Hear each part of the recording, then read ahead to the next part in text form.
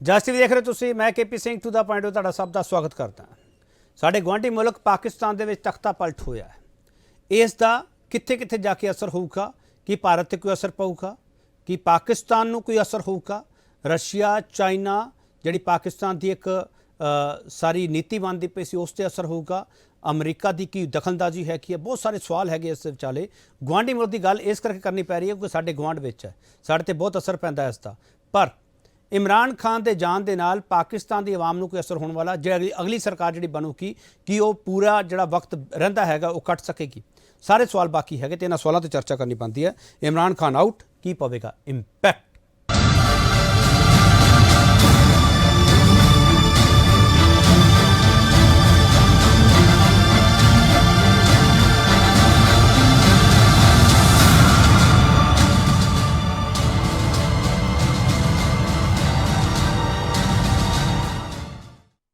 बड़ा सवाल इस डिबेट के असीं पुछांगे अद्धी रात को पाकिस्तान चों तख्ता पलटदा किस ते किन्ना असर? इस सवाल पर बहस होगी।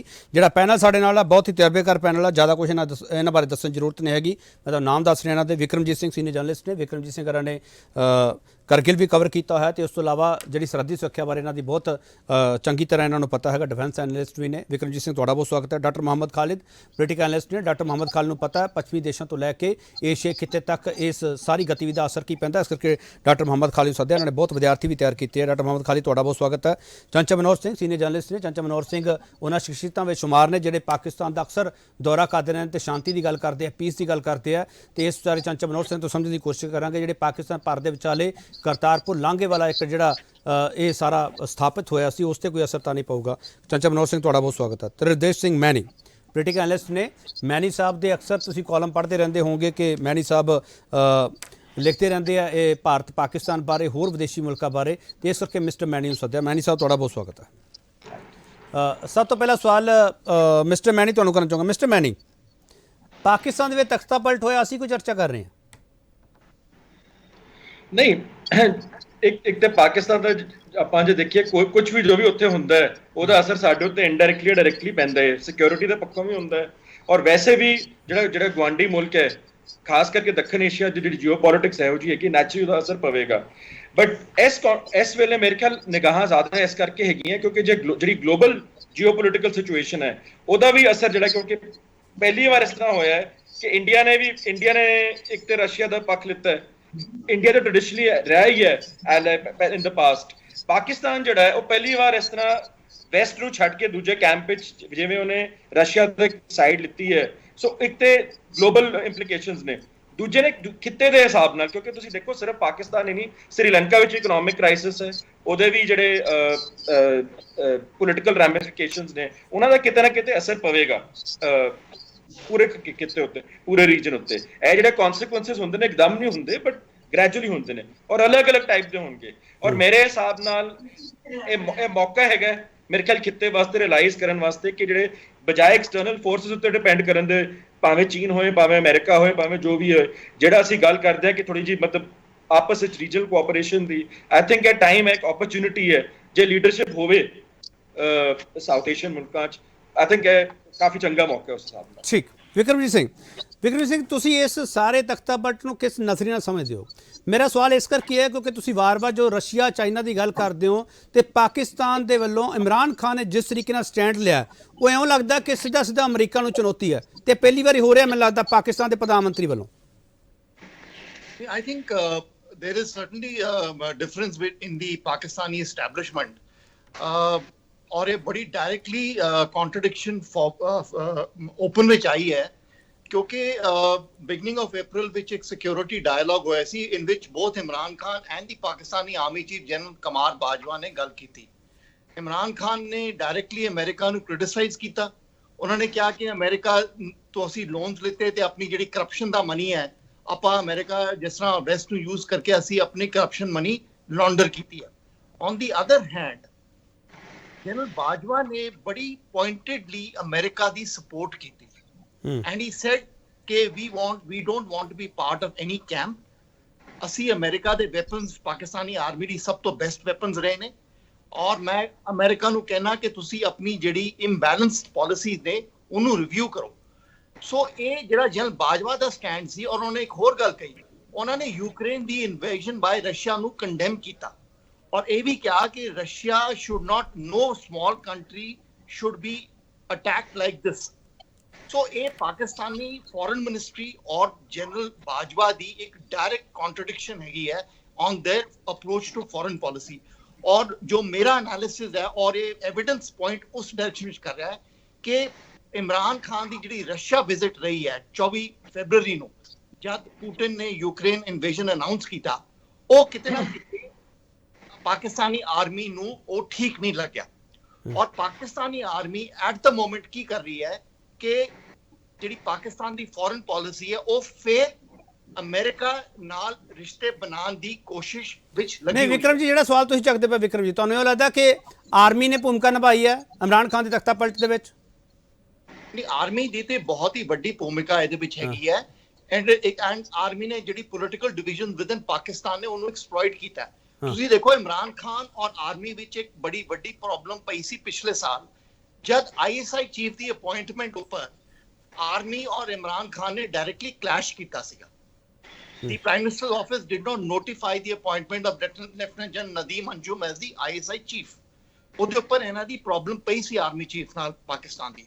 ਸੋ ਆਈ ਥਿੰਕ ਕਿਤੇ ਨਾ ਕਿਤੇ ਇਮਰਾਨ ਖਾਨ ਔਰ army, Imran Khan perhaps took a more independent line on foreign policy, ਜਿਸ ਤਰ੍ਹਾਂ ਨਵਾਜ਼ ਸ਼ਰੀਫ ਨੇ independent line ਦਿੱਤੀ ਸੀ foreign policy with Modi's India.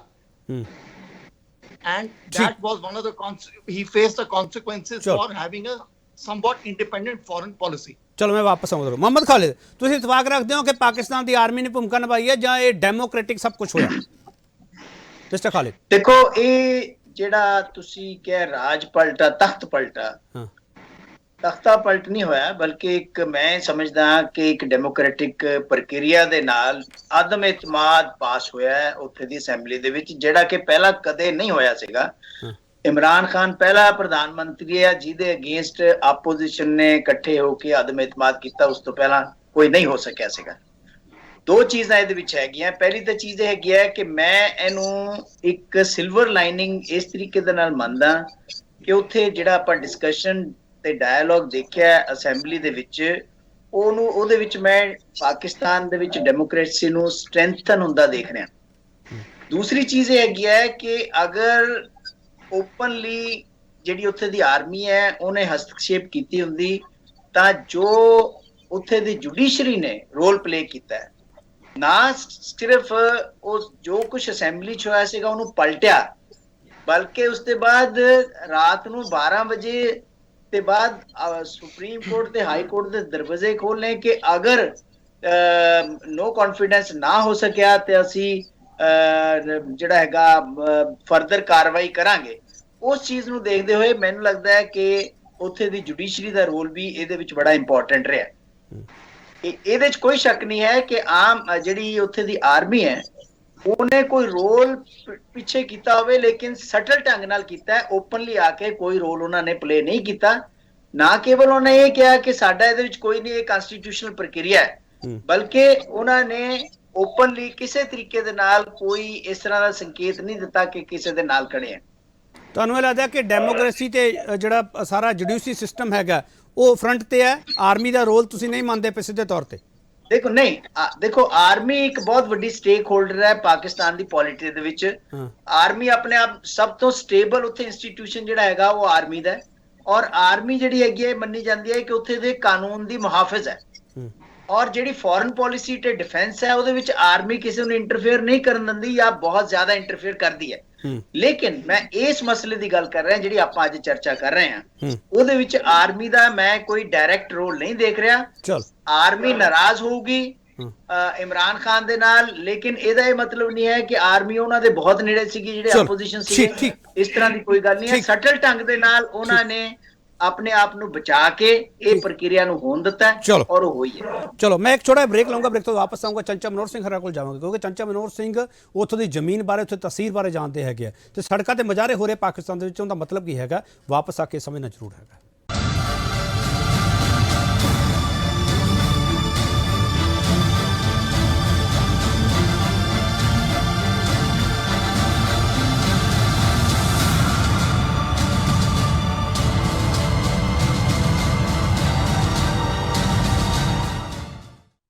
ਇੱਕ ਵਾਰ ਫਿਰ ਤੁਹਾਡਾ ਸਵਾਗਤ ਕਰਦੇ ਤੇ ਵੱਡਾ ਸਵਾਲ ਅਸੀਂ ਇਹ ਪੁੱਛ ਰਹੇ ਹਾਂ, ਅੱਧੀ ਰਾਤ ਨੂੰ ਪਾਕਿਸਤਾਨ 'ਚੋਂ ਇਹ ਤਖਤਾ ਪਲਟਦਾ ਕਿਸ ਤੇ ਕਿੰਨਾ ਅਸਰ ਹੈ? ਹਾਲਾਂਕਿ ਮੁਹੰਮਦ ਖਾਲਿਦ ਕਹਿ ਰਹੇ ਤਖਤਾ ਪਲਟ ਨਾ ਕਿਹਾ ਜਾਵੇ ਇਹਨੂੰ।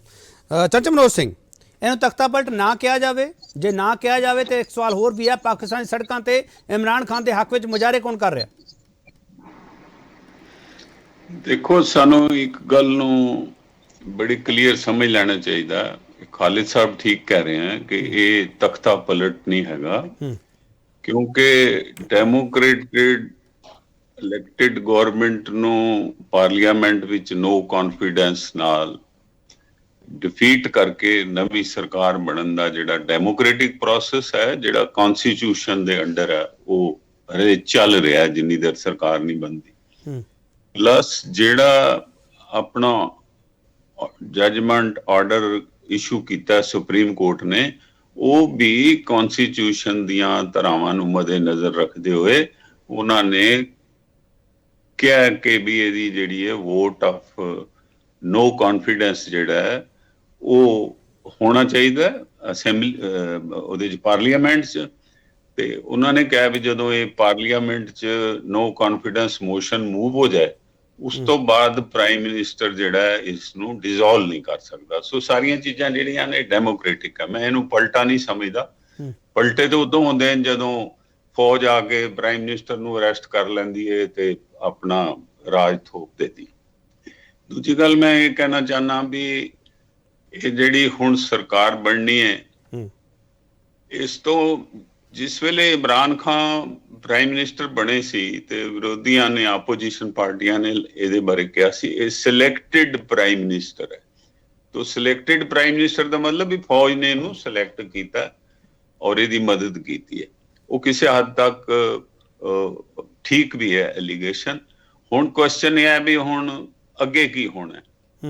ਜਿਹੜੇ ਲੋਕ ਸੜਕਾਂ ਤੇ ਮੁਜ਼ਾਹਰੇ ਕਰ ਰਹੇ ਨੇ, ਉਹ ਹੁਣ ਇਮਰਾਨ ਦੀ ਫਾਲੋਇੰਗ ਜਿਹੜੀ ਹੈ ਨੌਜਵਾਨਾਂ 'ਚ ਬਹੁਤ ਜ਼ਿਆਦਾ ਸੀ। ਨੌਜਵਾਨ ਬਹੁਤ ਖੁਸ਼ ਸੀਗਾ ਕਿ ਇੱਕ ਇਮਾਨਦਾਰ ਤੇ ਜਿਹੜਾ ਉਹਨਾਂ ਦਾ ਇੰਟਰਨੈਸ਼ਨਲ ਰੈਪੂਟੇਸ਼ਨ ਵਾਲਾ ਆਈਕਨ ਰੱਖਣ ਵਾਲਾ ਜਿਹੜਾ ਪ੍ਰਾਈਮ ਮਿਨਿਸਟਰ ਬਣਿਆ, ਉਹਦੀ ਆਪਣੀ ਇੱਕ ਆਜ਼ਾਦ ਹਸਤੀ ਸੀ ਜਿਹੜੀ ਬਾਕੀਆਂ ਪੋਲੀਟੀਸ਼ੀਅਨਾਂ ਦੀ ਆਜ਼ਾਦ ਹਸਤੀ ਨਹੀਂ ਹੈਗੀ।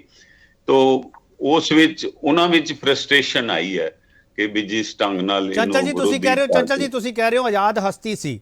ਮੈਂ ਇਹਨੂੰ ਸੀ ਮੰਨ ਕੇ ਚੱਲਾਂ ਜੇ ਕਹਾਂ ਆਜ਼ਾਦ ਹਸਤੀ ਹੈ ਜੋ ਵਾਪਸ ਚੋਣਾਂ ਹੋਣਗੀਆਂ ਤੇ ਇਮਰਾਨ ਖਾਨ ਵਾਪਸ ਵੀ ਆ ਸਕਦੇ ਆ, ਜਾਂ ਨਾ ਮੰਨਾ? ਨਹੀਂ, ਇਮਰਾਨ ਖਾਨ ਹੁਣ ਵਾਪਸ ਨਹੀਂ ਆ ਸਕਦੇ। ਮੈਂ ਆਜ਼ਾਦ ਹਸਤੀ ਦੀ ਗੱਲ ਇਸ ਲਈ ਵਰਡ ਲਾਇਆ ਹੈ ਜਦੋਂ ਉਹ ਪ੍ਰਾਈਮ ਮਿਨਿਸਟਰ ਨਹੀਂ ਸੀ ਬਣੇ। ਹੁਣ ਉਹ ਪ੍ਰਾਈਮ ਮਿਨਿਸਟਰ ਬਣ ਗਏ, ਹੁਣ ਉਹਦੇ 'ਚ ਉਹਨਾਂ ਦੀ ਡਿਸਮਿਸ ਵੀ ਹੋ ਗਈ ਥੋੜੀ ਜੀ। ਇਸ ਤਰ੍ਹਾਂ ਸਰਕਾਰ ਦੇ ਅਗੇਂਸਟ ਨੋ ਕੌਨਫੀਡੈਂਸ ਪਾਸ ਹੋਣ ਨਾਲ ਤੇ ਉਹਨਾਂ ਨੂੰ ਜਿਸ ਢੰਗ ਨਾਲ ਉਤਾਰਿਆ ਗਿਆ, ਥੋੜਾ ਜਿਹਾ ਉਹਨਾਂ ਦੀ ਸ਼ਖਸੀਅਤ ਤੇ ਡੈਂਟ ਵੀ ਪਿਆ, ਧੱਬਾ ਵੀ ਪਿਆ।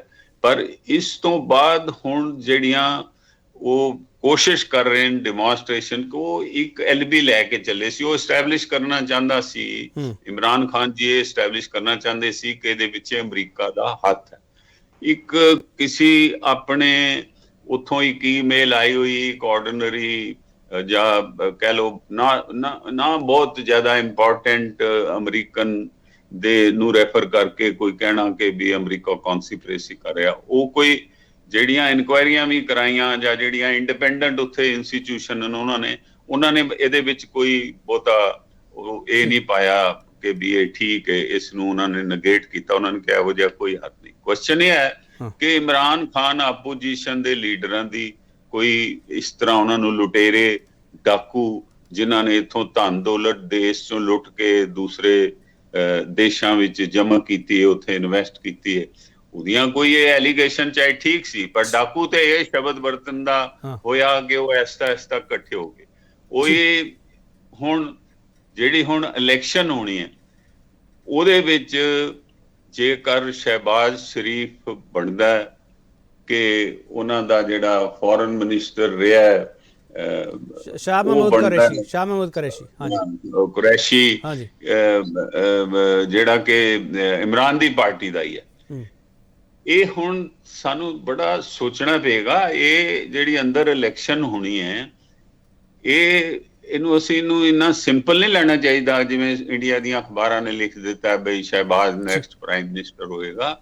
ਕਿਉਂਕਿ ਜਿਹੜਾ ਕੁਰੈਸ਼ੀ ਹੈ ਇਹ ਜਿਹੜੀ ਡੀਪ ਸਟੇਟ ਹੈ ਉਹਨੂੰ ਰਿਪਰੈਜ਼ੈਂਟ ਕਰਦਾ। ਠੀਕ ਠੀਕ ਠੀਕ। ਉਹ ਪਹਿਲੇ ਦੂਸਰੀ ਪਾਰਟੀ 'ਚ ਵੀ ਫੋਰਨ ਮਿਨਿਸਟਰ ਸੀ, ਹੁਣ ਵੀ ਉਹ ਫੋਰਨ ਮਿਨਿਸਟਰ ਹੈ, ਹੁਣ ਉਹ ਪ੍ਰੈਜ਼ੀਡੈਂਟ ਦਾ ਕੈਂਡੀਡੇਟ ਹੈ। ਠੀਕ ਠੀਕ। ਉਹ ਸਾਨੂੰ ਦੇਖਣਾ ਪਏਗਾ ਕਿ ਵੀ ਅੰਦਰ ਵੋਟਿੰਗ ਵਿੱਚ ਕੌਣ ਇਲੈਕਟ ਹੁੰਦਾ, ਉਹਦੇ ਵਿੱਚ ਇਹ ਵੀ ਦੇਖਣਾ ਪਏਗਾ ਕਿ ਵੀ ਕਿੱਦੇ ਵੱਲ ਜਾਨੀ ਫੌਜ ਚਾਹੇ ਸਿੱਧਾ ਦਖਲ ਨਾ ਦੇ, ਫੌਜ ਕੋਲ ਕੋਈ ਸੜਕਾਂ ਤੇ ਆ ਕੇ ਦਖਲ ਦੇਣ ਦੇ ਤਰੀਕੇ ਨਹੀਂ ਹੁੰਦੇ। ਫੌਜ ਨੇ ਤੇ ਇੱਕ ਮੈਸੇਜ ਜਾਂ ਕਨਵੇ ਕਰਨਾ। ਮੈਂ ਵਾਪਸ ਆ ਰਿਹਾ ਚੰਚਲ ਜੀ, ਮੈਂ ਵਾਪਸ ਆ ਰਿਹਾ। ਤੇ ਬਹੁਤ ਵੱਡਾ ਇਸ਼ਾਰਾ ਕਰਤਾ ਖਾਲਿਦ ਸਾਹਿਬ, ਜਿਹੜਾ ਚੰਚਲ ਜੀ ਇਸ਼ਾਰਾ ਕਰ ਰਹੇ ਕਹਿੰਦੇ ਸੜਕਾਂ ਥੋੜੀ ਹੋਣਾ ਫੌਜ ਨੇ, ਫੌਜ ਤੇ ਇੱਕ ਕੁੰਡੀ ਹਿਲਾਊਗੀ, ਬਸ ਉਹ ਕੁੰਡੀ ਹਿਲਾਉਣ ਦੇ ਨਾਲ ਅੱਗੇ ਇਮਰਾਨ ਖਾਨ ਨੂੰ ਬਣਾਤਾ। ਹੁਣ ਦੇਖੋ ਕਿਹਨੂੰ ਬਣਾਉਂਦੇ।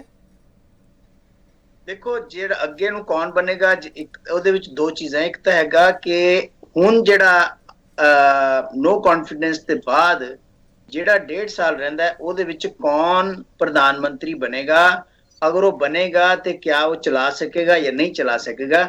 ਇਹ ਜਿਹੜੀ ਆਪੋਜੀਸ਼ਨ ਇਕੱਠੀ ਹੋਈ ਹੈ ਇਹਦੇ ਵਿੱਚ ਬਹੁਤ ਵੱਡੀਆਂ ਕੰਟਰਡਿਕਸ਼ਨਸ ਹੈ। ਇੱਕ ਪਾਸੇ ਤਾਂ ਐਕਸਟ੍ਰੀਮ ਰਾਈਟ ਵਿੰਗ ਇਹਦੇ ਵਿੱਚ ਹੈਗਾ, ਦੂਸਰੇ ਪਾਸੇ ਸੋਸ਼ਲਿਸਟ ਵੀ ਹੈ, ਤੀਸਰੇ ਪਾਸੇ ਉਹ ਲੋਕ ਵੀ ਹੈ ਜਿਹੜੇ ਆਪਣੇ ਪਰਿਵਾਰਵਾਦ ਨੂੰ ਵਧਾਉਣਾ ਚਾਹੁੰਦੇ ਆ, ਦੋਨੇ ਮੁੱਖ ਪਰਿਵਾਰ। ਇਸ ਕਰਕੇ ਇਹ ਨਹੀਂ ਪਤਾ ਕਿ ਜਿਹੜੀ ਸਪੋਇਲਸ ਆਫ ਪਾਵਰ ਹੋਣਗੀਆਂ ਇਸ ਵੇਲੇ ਉਹਦੇ ਵਿੱਚ ਕਿਹਨੂੰ ਕੀ ਮਿਲਦਾ, ਉਹਦੇ ਪਿੱਛੇ ਕਿੰਨੀ ਲੜਾਈ ਹੋਣੀ ਹੈ, ਉਹ ਆਉਣ ਵਾਲੇ ਦਿਨਾਂ 'ਚ ਪਤਾ ਲੱਗ ਜਾਣਾ ਹੈ। ਖਾਲਿਦ ਸਾਹਿਬ ਤੁਹਾਨੂੰ ਸ਼ੱਕ ਕਿਉਂ ਹੈ ਕਿ 1.5 ਸਾਲ ਸਰਕਾਰ ਨਹੀਂ ਚੱਲਣੀ ਪਾਕਿਸਤਾਨ ਦੇ ਵਿੱਚ?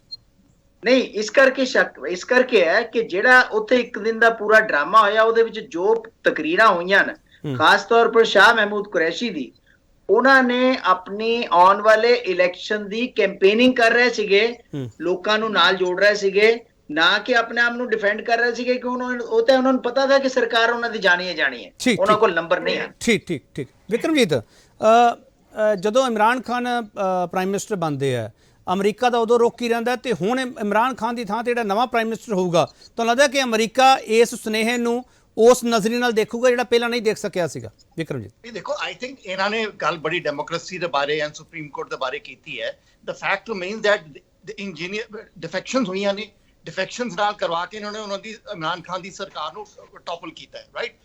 If you look at the ਜਿਹੜੇ ਆਪੋਜੀਸ਼ਨ ਲੀਡਰਸ ਲਾਈਕ ਸ਼ਹਬਾਜ਼ ਸ਼ਰੀਫ, ਖਵਾਜਾ ਆਸਿਫ, ਯੂਸਫ ਗਿਲਾਨੀ, ਉਹਨਾਂ ਦੀ ਅਗਰ ਤੁਸੀਂ ਸਟੇਟਮੈਂਟਸ ਦੇਖੋ, ਉਹ ਸਾਰੀ ਅਮਰੀਕਾ ਦੇ ਨਾਲ ਅਲਾਈਨਮੈਂਟ ਹੋ ਰਹੀ ਹੈ। ਪਾਕਿਸਤਾਨੀ ਆਰਮੀ ਔਰ ਆਪੋਜੀਸ਼ਨ ਦੀ ਫੋਰਨ ਪਾਲਿਸੀ ਔਰ ਜਿਓ ਸਟ੍ਰੈਟੇਜਿਕ ਪਾਲਿਸੀ ਤੇ ਪੂਰੀ ਅਲਾਈਨਮੈਂਟ ਹੈ। ਸ਼ਹਬਾਜ਼ ਸ਼ਰੀਫ ਨੇ ਕਿਹਾ ਜੀ ਸਾਨੂੰ ਲੋਨਸ ਚਾਹੀਦੇ ਨੇ, ਵੀ ਬੈਗਰਸ ਕੈਨੋਟ ਬੀ ਚੂਜ਼ਰਸ, ਉਹਨੇ ਇਸ ਤਰ੍ਹਾਂ ਦੇ ਸ਼ਬਦ ਯੂਜ਼ ਕੀਤੇ ਨੇ। ਸੋ ਇਹ ਜਿਹੜੀ ਫੋਰਨ ਪਾਲਿਸੀ ਪਾਕਿਸਤਾਨ ਦੀ ਬੜੀ ਇੰਪੋਰਟੈਂਟ ਹੁੰਦੀ ਹੈ, ਕਿਉਂਕਿ ਇੱਕ ਤਾਂ ਪਾਕਿਸਤਾਨ ਆਰਮੀ ਦੇ ਇੰਸਟੀਟਿਊਸ਼ਨਲ ਇੰਟਰਸਟ ਨੇ, that is very important to see ਕਿ ਪਾਕਿਸਤਾਨੀ ਆਰਮੀ ਦੇ ਇੰਸਟੀਟਿਊਸ਼ਨਲ ਇੰਟਰਸਟ ਕੀ ਨੇ in the politics of the country at the moment। ਔਰ ਜਨਰਲ ਬਾਜਵਾ ਨੇ ਬੜੀ ਕਲੀਅਰਲੀ ਇੰਡੀਕੇਟ ਕੀਤਾ ਹੈ ਕਿ he was very unhappy with Pakistan's Russia policy। ਔਰ ਦੂਜਾ, ਇਮਰਾਨ ਨੇ ਜਿਹੜਾ ਅਮਰੀਕਾ ਦੇ ਖਿਲਾਫ ਹਿਟ ਆਊਟ ਕੀਤਾ ਹੈ, not just America, European union ਨੂੰ ਉਹਨੇ ਓਪਨਲੀ ਕਿਹਾ ਕਿ ਤੁਸੀਂ ਕੀ ਸੋਚਦੇ ਹੋ, ਅਸੀਂ ਤੁਹਾਡੇ ਸਲੇਵਸ ਹਾਂ। ਅਮਰੀਕਾ ਨੂੰ ਕਿਹਾ ਕਿ ਅਸੀਂ ਜਦ ਤਾਲਿਬਾਨ ਅਫਗਾਨਿਸਤਾਨ ਵਿੱਚ ਆਏ ਤੇ ਵਿਕਰਮ ਜੀ, ਫਿਰ ਵਿਕਰਮ ਜੀ ਮੈਨੂੰ ਥੋੜਾ ਕਲੀਅਰ ਕਰ ਦਿਓ ਨਾ ਸਰ, ਇਮਰਾਨ ਖਾਨ ਨੂੰ ਫੋਰਨ ਪਾਲਿਸੀ ਲੈ ਡੁੱਬੀ ਜਾਂ ਫੋਰਨ ਕਨਸਪੀਰੇਸੀ ਲੈ ਡੁੱਬੀ?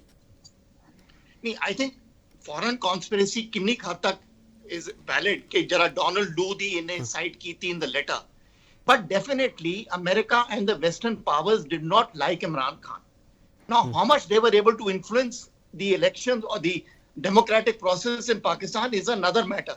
But ਮੈਂ ਗੱਲ ਬਿਲਕੁਲ ਮੰਨਣ ਨੂੰ ਤਿਆਰ ਨਹੀਂ ਹੈ ਕਿ ਪਾਕਿਸਤਾਨੀ ਆਰਮੀ ਦਾ ਇਹਦੇ ਵਿੱਚ ਕੋਈ ਰੋਲ ਨਹੀਂ ਸੀਗਾ। ਠੀਕ ਹੈ, ਉਹਨਾਂ ਨੇ ਕੋਈ 111 ਬ੍ਰਿਗੇਡ ਨੂੰ ਲੈ ਕੇ ਟੌਪਲ ਨਹੀਂ ਕੀਤਾ ਇਮਰਾਨ ਖਾਨ ਨੂੰ, ਬਟ ਉਹਨਾਂ ਦਾ ਹੱਥ ਇਹਦੇ ਪਿੱਛੇ ਪੱਕਾ ਹੈਗਾ।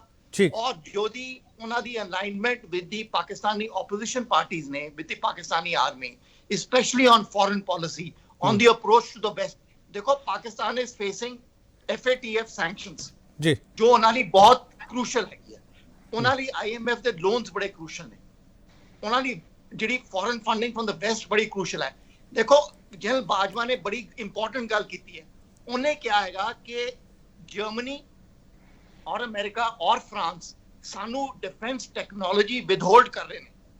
ਔਰ ਉਹਨੇ ਕਿਹਾ ਉਹਨਾਂ ਦੀ ਸਬਮਰੀਨਸ ਜਿਹੜੀਆਂ ਆਈਆਂ ਸੀ, ਉਹਨਾਂ ਦੇ ਮਿਰਾਜ 에ਅਰਕ੍ਰਾਫਟ ਦੀ ਅਪਗ੍ਰੇਡੇਸ਼ਨ, ਉਹਨਾਂ ਦੀ ਜਿਹੜੀ ਟਰਕੀ ਤੋਂ ਹੈਲੀਕਾਪਟਰ ਗਨਸ਼ਿਪ ਆਣੀ ਸੀ, ਉਹਦੇ ਵਿੱਚ ਅਮਰੀਕਾ ਨੇ ਇੰਜਨ ਨੂੰ ਥਰਡ ਪਾਰਟੀ ਸਰਟੀਫਿਕੇਸ਼ਨ ਨਹੀਂ ਦਿੱਤੀ। ਸੋ ਇਹ ਔਰ ਉਹਦੇ ਬਾਅਦ जनरल बाजवा ने जो क्लियरली किया कि Ukraine the invasion was wrong और स्मॉल कंट्री ਨੂੰ ਦੀ ਇਨਵੇਜਨ ਕੰਡੋਨ ਨਹੀਂ ਕਰ ਸਕਦੇ, ਇਹ ਇੱਕ ਡਾਇਰੈਕਟ ਕੰਟਰਡਿਕਸ਼ਨ ਹੈ। ਠੀਕ ਹਾਊ ਵੀ ਠੀਕ ਕੈਨ ਸੇ ਠੀਕ ਕਿ Pakistani army has no influence ਔਰ they are sitting and watching by the bystand. Pakistani supreme court ਦਾ ਕੀ ਹੈ? we know they have acted in many ways in the past। ਚਲੋ ਮੈਂ ਇੱਕ ਹੋਰ ਥੋੜਾ ਬ੍ਰੇਕ ਲੈ ਕੇ ਵਾਪਸ ਆ ਰਿਹਾ ਤੇ ਵਾਪਸ ਆ ਕੇ ਸਵਾਲ ਹੋਣਾ ਜ਼ਰੂਰ ਲਾਜ਼ਮੀ ਹੈਗਾ ਕਿ 342 ਮੈਂਬਰੀ ਕੌਮੀ ਅਸੈਂਬਲੀ ਦੀ ਚਾਬੀ ਅਸਲ 'ਚ ਕਿਹਦੇ ਕੋਲ ਹੈ? ਇਹੀ ਸਵਾਲ ਮਹੱਤਵਪੂਰਨ ਹੈ ਤੇ ਉਸ ਮਹੱਤਵਪੂਰਨ ਸਵਾਲ ਦੇ ਨਾਲ ਹੀ ਵਿਦੇਸ਼ ਨੀਤੀ ਜੁੜਦੀ ਹੈ। ਵਾਪਸ ਆ ਰਹੇ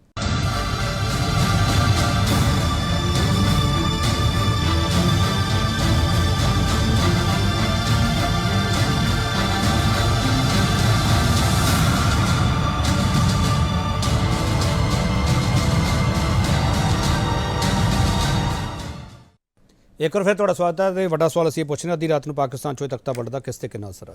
ਮੈਨੀ ਸਾਹਿਬ, ਜਿਸ ਤਰੀਕੇ ਨਾਲ ਸਾਡਾ ਮੀਡੀਆ ਇਮਰਾਨ ਖਾਨ ਨੂੰ ਨਾਇਕ ਦੀ ਬਜਾਏ ਇੱਕ ਖਲਨਾਇਕ ਦੇ ਵਜੋਂ ਪੇਸ਼ ਕਰਨ ਵਿੱਚ ਲੱਗਾ ਹੋਇਆ, ਸਾਰਾ ਮੀਡੀਆ ਨਹੀਂ ਕੁਝ ਹਿੱਸਾ, ਤੁਸੀਂ ਸਮਝਦੇ ਹੋ ਮੈਨੀ ਸਾਹਿਬ ਕਿ ਇਮਰਾਨ ਖਾਨ ਨਾਇਕ ਨਹੀਂ ਹੈ? देखो किसी भी एनालिस्ट का काम ना तो नायक पेश करन दा ना खलनायक पेश करन दा एक दो ना मैं होर गल्लां कहना चाहांगा। ਅਸੀਂ बड़ी गल कीती है वेस्टर्न कंस्पिरेसी दी वेस्ट दी, बट पिछले 1.5 साल ਤੋਂ ਜਿਹੜਾ ਚੀਨ ਵੀ ਹੈ ਉਹ ਸੀਪੈਕ ਦੇ ਜਿਹੜੇ ਪ੍ਰੋਜੈਕਟਸ ਨੇ ਉਹਨਾਂ ਦੀ ਜਿਹੜੀ ਪ੍ਰੋਗਰੈਸ ਹੈ ਉਹਦੇ ਨਾਲ ਖੁਸ਼ ਨਹੀਂ ਹੈ, ਕਿਉਂਕਿ ਜਿਹੜਾ ਸੀਪੈਕ ਅਥਾਰਟੀ ਦਾ ਜਿਹੜਾ ਹੈਡ ਹੈ ਇਹਨਾਂ ਨੂੰ ਬਦਲਣਾ ਪਿਆ ਪਾਕਿਸਤਾਨ ਵਿੱਚ। ਸਿਮਿਲਰਲੀ ਜਦੋਂ ਇਮਰਾਨ ਖਾਨ 2018 ਚ ਪ੍ਰਧਾਨ ਮੰਤਰੀ ਬਣੇ ਨੇ ਉਸ ਵੇਲੇ ਉਹਨਾਂ ਦੇ ਕੁਝ ਮਿਨਿਸਟਰਸ ਨੇ ਜੋ ਸਟੇਟਮੈਂਟ ਦਿੱਤੀਆਂ ਸੀ ਵੀ ਸੀਪੈਕ ਦੇ ਕੁਝ ਜਿਹੜੇ ਪ੍ਰੋਜੈਕਟਸ ਨੇ ਫਾਈਨੈਂਸ਼ੀਅਲੀ ਅਨਸਸਟੇਨੇਬਲ ਨੇ, ਉਸ ਵੇਲੇ ਚਾਈਨਾ ਨੇ ਕਾਫੀ ਆਬਜੈਕਟ ਕੀਤਾ ਸੀ ਇਸ ਗੱਲ ਤੇ। ਔਰ ਅੱਜ ਦੀ ਜੇ ਤੁਸੀਂ ਗਲੋਬਲ ਟਾਈਮਸ ਵੇਖੋ, ਗਲੋਬਲ ਟਾਈਮਸ ਵਿੱਚ ਚੀਨ ਨੇ ਵੀ ਬੜਾ ਸਾਫ਼ ਕਰਤਾ ਹੈ ਕਿ ਜਿਹੜਾ ਮਰਜ਼ੀ ਆਵੇ ਪਾਵਰ ਵਿੱਚ ਪਾਕਿਸਤਾਨ ਵਿੱਚ ਅਸੀਂ ਉਹਨਾਂ ਨਾਲ ਮਤਲਬ ਚੰਗੇ ਸਾਡੇ ਤਾਲੁਕਾਤ ਹੋਣਗੇ। ਔਰ ਉਹਨੇ ਇਨਫੈਕਟ ਤਾਰੀਫ ਵੀ ਕੀਤੀ ਹੈ PMLN ਦੀ। ਜਿਹੜਾ ਸੀਪੈਕ ਦਾ ਪ੍ਰੋਜੈਕਟ ਹੈ ਜਿਹੜੀ ਅਸੀਂ ਗੱਲ ਕਰਦੇ ਹਾਂ ਵੀ ਜਿਹੜਾ ਵੈਸਟ ਤੋਂ ਅਸੀਂ ਇੱਕ ਹੋਰ ਬਣ ਗਈ ਇਹ ਗੱਲ ਜੀ, ਵੈਸਟ ਤੋਂ ਇਮਰਾਨ ਖਾਨ ਇਹਨੂੰ ਰਸ਼ੀਆ ਔਰ ਜਿਹੜਾ ਸਟਾਰਟ ਹੋਇਆ ਸੀਪੈਕ ਪ੍ਰੋਜੈਕਟ ਉਹ ਤਾਂ 2015 ਪਹਿਲਾਂ ਕਿਤੇ ਸ਼ੁਰੂ ਹੋ ਗਿਆ ਸੀਗਾ। ਸੋ ਔਰ PMLN ਜਿਹੜੀ ਹੈ ਵੈਸੇ ਟ੍ਰੈਡੀਸ਼ਨਲੀ ਅਮਰੀਕਾ ਕੋਈ ਇਹਨੂੰ ਟਰਸਟ ਨਹੀਂ ਕਰਦਾ ਬਹੁਤਾ। ਅਮਰੀਕਾ ਦਾ ਬੇਸਿਕਲੀ ਅਮਰੀਕਾ ਜਾਂ ਚੀਨ ਦੋਵੇਂ ਅਲਟੀਮੇਟਲੀ ਪਾਕਿਸਤਾਨ ਦੀ ਫੌਜ ਨਾਲ ਡੀਲ ਕਰਦੇ ਨੇ, ਠੀਕ ਹੈ। ਬਟ ਇਸ ਵੇਲੇ ਸਿਰਫ ਇਹ ਕਹਿਣਾ ਵੀ ਕੋਈ ਇੱਕ ਫੈਕਟਰ ਹੈ ਜਾਂ ਕੋਈ ਇੱਕ ਪੁਆਇੰਟ ਹੈ ਜਿਹੜਾ ਰਸ਼ੀਆ ਵਾਲਾ ਟਿਪਿੰਗ ਪੁਆਇੰਟ ਹੈ, ਪਰ ਕਾਫੀ ਚਿਰ ਤੋਂ ਜਿਹੜਾ ਇਕਨੋਮਿਕ ਕ੍ਰਾਈਸਿਸ ਚੱਲ ਰਿਹਾ ਪਾਕਿਸਤਾਨ 'ਚ। ਹੁਣ ਇਸ ਵੇਲੇ ਮੇਰੇ ਕੋਲ ADB ਨੇ ਸਰਵੇ ਕੋਈ ਰਿਪੋਰਟ ਕੱਢੀ ਹੈ ਵੀ ਇਸ ਸਾਲ ਇਕਨੋਮਿਕ ਗਰੋਥ ਰੇਟ 4% ਹੋਏਗਾ, ਪਿਛਲੇ ਸਾਲ 5.5% ਸੀਗਾ। ਇਨਫਲੇਸ਼ਨ ਰੇਟ ਵਧਿਆ ਹੋਇਆ ਹੈ, ਬਹੁਤ ਇਕਨੋਮਿਕ ਚੈਲੰਜਸ ਨੇ। ਹੁਣ ਵੈਸਟ ਤੁਸੀਂ ਚੀਨ ਨਾਲ ਵੀ ਸੀਪੈਕ ਦੀ ਜਿਹੜੀ ਪ੍ਰੋਗਰੈਸ ਉਹ ਵੀ ਸਲੋ ਹੈ। ਜਿਹੜੀ ਆਰਮੀ ਜਾਂ ਜਿਹੜੀ ਬਿਜ਼ਨਸ ਕਮਿਊਨਿਟੀ ਹੈ, ਜਿਹੜੇ ਹੋਰ ਸਟੇਕ ਹੋਲਡਰਸ ਨੇ, ਉਹਨਾਂ ਨੇ ਡੈਫੀਨਿਟਲੀ ਐ ਨਹੀਂ ਕੋਈ ਮੇਰੇ ਖਿਆਲ ਨਾਲ ਕੋਈ ਵੈਸਟ ਵੱਲ ਝੁਕਾ ਨਹੀਂ ਹੋ ਰਿਹਾ, ਪਰ ਬੈਲੈਂਸਿੰਗ ਦੀ ਗੱਲ ਹੈ। ਮੈਨੀ ਸਾਹਿਬ ਇੱਕ ਚੀਜ਼ ਸਮਝਾਓ। ਮੈਨੀ ਸਾਹਿਬ ਤੁਸੀਂ ਸਾਰੇ ਪੈਨਲਿਸਟ ਬੈਠੇ ਹੋ, ਇਹ ਕੋਈ ਕਹਿੰਦਾ ਅਮਰੀਕਾ ਖੁਸ਼ ਨਹੀਂਗਾ, ਤੁਸੀਂ ਕਹਿੰਦੇ ਆ ਕੋਈ ਚਾਈਨਾ ਖੁਸ਼ ਨਹੀਂਗਾ। ਮੇਰਾ ਸਵਾਲ ਹੈ ਭਾਰਤ ਪਹਿਲਾਂ ਹੀ ਖੁਸ਼ ਨਹੀਂ ਰਹਿੰਦਾਗਾ ਕਸ਼ਮੀਰ ਵਾਲੇ ਮਾਮਲੇ ਤੇ ਜਦੋਂ ਵੀ ਕੋਈ ਸਵਾਲ ਚੁੱਕਦਾ ਹੈ। ਸਾਰੇ ਪਾਕਿਸਤਾਨ ਖੁਸ਼ ਹੈਗਾ ਇਮਰਾਨ ਖਾਨ ਦੇ ਜਾਣ ਨਾਲ? ਅਗੇਨ ਉੱਥੇ ਅਲੱਗ ਲੌਬੀਜ਼ ਨੇ। ਹੁਣ ਦੇਖੋ ਗੱਲ ਇਹ ਡਿਪੈਂਡ ਕਰੇਗਾ ਇਸ ਪ੍ਰੈਜ਼ੈਂਟ ਸਰਕਾਰ ਉੱਤੇ। ਜੇ ਇਹ ਬਿਲਕੁਲ ਹੀ ਫੇਲ ਕਰ ਜਾਂਦੇ ਨੇ ਕਿਉਂਕਿ ਇਹਨਾਂ ਵਿੱਚ ਕੰਟਰਡਿਕਸ਼ਨਸ ਹੋਣ, ਜੇ ਬਦਲਦੀ ਹੈ ਸਰਕਾਰ ਔਰ ਮਤਲਬ PMLN ਜੇ ਸ਼ਹਬਾਜ਼ ਸ਼ਰੀਫ ਬਣਦੇ ਨੇ ਔਰ ਕੰਟਰਡਿਕਸ਼ਨਸ ਹੁੰਦੀਆਂ ਤਾਂ ਨੈਚੁਰਲੀ ਫਿਰ ਇੱਕਦਮ ਕੁਝ ਸਪੋਰਟ ਵੱਧ ਜਾਏਗੀ। ਬਟ ਜੇ ਤੁਸੀਂ ਇੱਕ ਵਾਰ ਅਫੈਂਡ ਕਰਤਾ ਹੈ ਜਿਹੜੇ ਮੇਨ ਸਟੇਕ ਹੋਲਡਰ ਹੈਗੇ ਨੇ ਉੱਥੇ ਪਾਕਿਸਤਾਨ ਵਿੱਚ, ਫਿਰ ਵਾਪਸ ਆਣਾ ਤੁਹਾਡੇ ਵਾਸਤੇ ਕੋਈ ਸੌਖਾ ਨਹੀਂ ਹੈ। ਪਰ ਮੇਰਾ ਲਿਮਿਟਡ ਪੁਆਇੰਟ ਸੀਗਾ ਇੱਕ ਕੰਬੀਨੇਸ਼ਨ ਆਫ ਫੈਕਟਰਸ ਹੈਗਾ। ਔਰ ਮੇਰੇ ਖਿਆਲ ਨਾਲ ਕੋਈ ਵੈਸਟ ਵੱਲ ਹੁਣ ਕੋਈ ਅਫੋਰਡ ਨਹੀਂ ਕਰ ਸਕਦਾ। ਵੈਸਟ ਇੱਕ ਲਾਸਟ ਆਲਟਰਨੇਟਿਵ ਹੈ ਕਿਉਂਕਿ ਆਰਥਿਕ ਤੌਰ ਤੇ ਤੁਸੀਂ ਕੱਲਾ ਚੀਨ ਵੱਲ ਤੁਸੀਂ ਚੀਨ ਉੱਤੇ ਡਿਪੈਂਡ ਨਹੀਂ ਕਰਨਾ ਚਾਹੁੰਦੇ। ਹੁਣ EU ਹੈ ਫॉर ਇੰਸਟੈਂਸ, ਯੂਰੋਪੀਅਨ ਯੂਨੀਅਨ ਹੈ, ਸਾਡੇ ਜਿਹੜੇ ਟੈਕਸਟਾਈਲ ਜਿਹੜੇ ਐਕਸਪੋਰਟਸ ਨੇ, ਗਾਰਮੈਂਟ ਦੇ ਐਕਸਪੋਰਟਸ ਨੇ, ਉਹ ਸਾਰਾ ਸਾਡੇ ਵਾਸਤੇ EU ਸਭ ਤੋਂ ਵੱਡਾ। ਸੋ ਬੈਲੈਂਸਿੰਗ ਦੀ ਗੱਲ ਹੈ ਮੇਰੇ। ਠੀਕ ਹੈ। ਚਾਚਾ ਮਨੋਹਰ ਸਿੰਘ ਜੀ, ਯੂਰਪੀ ਯੂਨੀਅਨ ਦੇ ਖਿਲਾਫ, ਅਮਰੀਕਾ ਦੇ ਖਿਲਾਫ ਇਮਰਾਨ ਖਾਨ ਨੇ ਜਿਸ ਤਰੀਕੇ ਨਾਲ ਚੱਲਿਆ ਉਹਦੇ ਨਾਲ ਪਾਕਿਸਤਾਨ ਨੂੰ ਦਿੱਕਤ ਹੋ ਗਈ ਜਾਂ ਹੁਣ ਪਾਕਿਸਤਾਨ ਬੈਲੈਂਸ ਕਰ ਲੂਗਾ ਸਾਰੀਆਂ ਚੀਜ਼ਾਂ ਨੂੰ? ਦੇਖੋ ਸਾਨੂੰ ਇੱਕ ਗੱਲ ਸਮਝਣੀ ਚਾਹੀਦੀ ਹੈ ਕਿ ਜਿਹੜੀ ਪਾਕਿਸਤਾਨ ਵਿੱਚ ਹੈ ਸਰਵ ਉੱਚਤਮ ਜਿਹੜੀ ਤਾਕਤਵਰ ਇੰਸਟੀਟਿਊਸ਼ਨ ਹੈ ਉਹ ਫੌਜ ਹੈ। ਔਰ ਫੌਜ ਜਿਹੜੀ ਹੈ ਫਾਰਨ ਪਾਲਿਸੀ ਦੇ ਦੋ ਇਨਗਰੀਡੀਐਂਟ ਹੈ ਜਿਹਦੇ ਚ ਸਿਵਲ ਗਵਰਨਮੈਂਟ ਨੂੰ ਕਦੀ ਵੀ ਦਖਲ ਦੇਣ ਨਹੀਂ ਦਿੰਦੀ ਜਾਂਦੀ। ਉਹਦੇ ਚ ਇੱਕ ਹੈ ਕਿ ਉਹਦੀ ਚਾਈਨਾ ਪ੍ਰਤੀ ਤੇ ਇੰਡੀਆ ਪ੍ਰਤੀ ਕੀ ਫਾਰਨ ਪਾਲਿਸੀ ਹੈ ਫੌਜ ਡਿਸਾਈਡ ਕਰਦੀ ਹੈ। ਦੂਸਰਾ ਅਮਰੀਕਾ ਤੋਂ ਸਾਰਾ ਜਿਹੜਾ ਉਹਨਾਂ ਦਾ ਲੜਾਈ ਦਾ ਸਮਾਨ ਹੈ, ਹਥਿਆਰ ਹੈ, ਆਰਸਨਲ ਹੈ, ਉਹ ਸਾਰਾ ਅਮਰੀਕਾ ਤੋਂ ਖਰੀਦਿਆ ਹੋਇਆ ਹੈ ਤੇ ਉਹਦੇ ਲਈ ਉਹਨਾਂ ਨੂੰ ਬਾਰ-ਬਾਰ ਉਹਨੂੰ ਰਿਪਲੇਸਮੈਂਟ ਰਿਪੇਅਰ। ਸੋ ਇਹ ਤਿੰਨ ਮੁਲਕ ਜਿਹੜੇ ਇਹਨਾਂ ਪ੍ਰਤੀ ਜੋ ਵੀ ਫੋਰਨ ਪਾਲਿਸੀ ਡਿਸੀਜਨ ਹੈ ਉਹ ਕਦੀ ਵੀ ਸਿਵਲ ਗਵਰਨਮੈਂਟ ਨੂੰ ਨਹੀਂ ਲੈਣ ਦਿੰਦੀ। ਜਿਹੜਾ ਨਵਾਜ਼ ਸ਼ਰੀਫ ਨੂੰ ਜਾਣਾ ਪਿਆ ਉਹਦੇ ਚ ਮੈਂ ਤੁਹਾਨੂੰ ਇੱਕ ਬੜਾ ਇੰਪੋਰਟੈਂਟ ਪੁਆਇੰਟ ਦੱਸਦਾ ਕਿ ਜਦੋਂ ਬਲੋਚਿਸਤਾਨ ਦੇ ਲੋਕ ਗਵਾਦਰ ਵਿੱਚ ਤੇ ਬਲੋਚਿਸਤਾਨ 'ਚ ਜਿਹੜੀਆਂ ਸੜਕਾਂ ਬਣ ਰਹੀਆਂ ਸੀ ਗਵਾਦਰ ਨੂੰ ਮੁਲਕ ਨਾਲ ਜੋੜਨ ਲਈ, ਉਹਨਾਂ ਤੇ ਹਮਲੇ ਕਰਕੇ ਉਹਨਾਂ ਨੂੰ ਮਾਰ ਦਿੰਦੇ ਸੀ, ਚਾਈਨੀਜ਼ ਨੂੰ ਕਿਡਨੈਪ ਕਰਦੇ ਸੀ। ਫੌਜ ਨੇ ਫੈਸਲਾ ਕੀਤਾ ਕਿ ਵੀ ਚਾਈਨੀਜ਼ ਨੇ ਕਿਹਾ ਵੀ ਸਾਨੂੰ ਸਿਕਿਉਰਿਟੀ ਦਿਓ, 25,000 ਉਹਨਾਂ ਨੇ ਸਿਵਲੀਅਨ ਭਰਤੀ ਕਰਨੀ ਸੀ, ਇੱਕ ਨਵੀਂ ਪੁਲਿਸ ਜਿਵੇਂ ਸਾਡੇ BSF ਹੈਗੀ ਹੈ, ਤਿਬਤੀਅਨ ਹੈਗੀ ਹੈ, CRP ਹੈਗੀ। ਤੋ ਨਵਾਜ਼ ਸ਼ਰੀਫ ਨੇ ਕਿਹਾ ਸੀ ਵੀ ਇਹ ਹੋਮ ਮਿਨਿਸਟਰੀ ਭਰਤੀ ਕਰੇਗੀ, ਅਸੀਂ ਕਰਾਂਗੇ। ਉਹਦੇ ਨਵਾਜ਼ ਸ਼ਰੀਫ ਦਾ ਮਤਲਬ ਇਹ ਸੀ ਵੀ ਉਹ 25,000 ਬੰਦਿਆਂ ਨੂੰ ਨੌਕਰੀ ਦੇਗਾ ਤੇ ਉਹਦੇ 'ਚ ਆਪਣੇ ਬੰਦੇ ਤੇ ਸਿਫਾਰਸ਼ਾਂ ਲਾ ਕੇ ਭਰਤੀ ਕਰੇਗਾ। ਫੌਜ ਨੇ ਉਹਨੂੰ ਕਿਹਾ ਵੀ ਇਹਦੇ 'ਚ ਤੇਰਾ ਕੋਈ ਦਖਲ ਨਹੀਂ। ਫੌਜ ਨੇ ਉਹ 25,000 ਬੰਦੇ ਇੱਕ ਫੌਜ ਦੇ ਅੰਡਰ ਕ੍ਰੀਏਟ ਕਰ ਦਿੱਤੀ ਇੱਕ ਸਿਵਲ ਤੇ ਉਹਦੇ ਤੇ ਉਹਨਾਂ ਦਾ ਕਾਫੀ ਰਿਹਾ। ਫਿਰ ਹੁਣ ਕੀ ਹੋਇਆ? ਹੁਣ ਹੋਇਆ ਇਹ ਹੈ ਕਿ ਨਵਾਜ਼ ਸ਼ਰੀਫ ਫੌਜ ਨਾਲ ਕਨਫਰੰਟ ਕਰ ਰਿਹਾ ਸੀ ਬਾਰ-ਬਾਰ, ਉਹਨੂੰ ਕੁਝ ਗਲਤਫਹਿਮੀਆਂ ਹੋ ਗਈਆਂ ਸੀ। ਉਹਦੇ ਵਿੱਚੋਂ ਇੱਕ ਸੀਗਾ ISI ਦਾ ਜਿਹੜਾ ਉਹਨਾਂ ਨੇ ਚੁਣਨਾ ਸੀ ਚੀਫ, ਉਹਦੇ ਤੇ ਉਹ ਕਿਸੇ ਹੋਰ ਨੂੰ ਲਾਣਾ ਚਾਹੁੰਦਾ ਸੀ। ਫਿਰ ਉਹ ਅਮਰੀਕਾ ਦੇ ਅਗੇਂਸਟ ਹੋ ਗਿਆ। ਅਮਰੀਕਾ ਦਾ ਅਗੇਂਸਟ ਹੋਣਾ, ਫਿਰ ਉਹਨੇ ਕੀ ਕੀਤਾ, ਜਿਹੜੀ CPEC ਹੈ ਜਿਹੜੀ ਚਾਈਨਾ ਬਣਾ ਰਿਹਾ ਸਾਰਾ 64 ਬਿਲੀਅਨ ਡਾਲਰ ਲਾ ਕੇ ਪਾਕਿਸਤਾਨ ਨੂੰ ਡਿਵੈਲਪ ਕਰ ਰਿਹਾ, ਉਹ CPEC ਦੀ ਵੀ ਉਹਨੇ ਕਈ ਉਹਨਾਂ ਤੋਂ ਚੀਜ਼ਾਂ ਵਾਪਸ ਲੈ ਲਈਆਂ ਵੀ ਇਹ ਤੁਸੀਂ ਨਹੀਂ ਕਰੋਗੇ। ਸੋ ਇਹ ਜਿਹੜਾ ਚਾਈਨਾ ਨਾਲ ਹੈਗਾ ਇਹ ਸਾਰਾ ਫੌਜ ਦਾ ਡਿਸੀਜਨ ਹੈ ਕਿ ਚਾਈਨਾ ਸਾਡੇ ਮੁਲਕ ਡਿਵੈਲਪਮੈਂਟ ਕਰੇ, ਅਮਰੀਕਾ ਦਾ ਵੀ। ਔਰ ਇੰਡੀਆ ਨਾਲ ਫੋਰਨ ਪਾਲਿਸੀ ਕੀ ਬਣਾਣੀ ਹੈ? ਹੁਣ ਉਹ ਅਖੀਰ ਤੇ ਆ ਕੇ ਇੰਡੀਆ ਦੀ ਤਾਰੀਫ ਕਰੀ ਗਿਆ ਵੀ ਉੱਥੇ ਸਿਸਟਮ ਬੜਾ ਚੁੱਲਦਾ, ਤੇ ਉੱਥੇ ਮੈਰੀਅਮ ਨੇ ਕਹਿ ਦਿੱਤਾ ਨਵਾਜ਼ ਸ਼ਰੀਫ ਦੀ ਬੇਟੀ ਨੇ ਵੀ ਫਿਰ ਤੂੰ ਇੰਡੀਆ ਚਲਾ ਜਾ। ਸੋ ਇਹ ਜਿਹੜੀਆਂ ਚੀਜ਼ਾਂ ਨੇ ਸਾਰੀਆਂ ਉਹਦੇ ਅਗੇਂਸਟ ਕਾਫੀ ਦੇਰ ਤੋਂ ਇਕੱਠੀਆਂ ਹੋ ਰਹੀਆਂ ਸੀ। ਪਲੱਸ ਉਹਨੇ ਆਪੋਜੀਸ਼ਨ ਨੂੰ ਇੰਨਾ ਐਂਟੈਗੋਨਾਈਜ਼ ਕਰਤਾ, ਆਪਣੇ ਵਿਰੁੱਧ ਕਰ ਲਿਆ ਕਿ ਉਹ ਇਕੱਠੇ ਹੋ ਗਏ। ਪਲੱਸ ਉਹਦੇ ਵਿੱਚ ਬਾਹਰੋਂ ਹਾਈ ਜਿਹੜੀ ਡੀਪ ਸਟੇਟ ਹੈ ਉਹਦੀ ਸਪੋਰਟ ਵੀ ਹੋਊਗੀ। ਸੋ he had to go.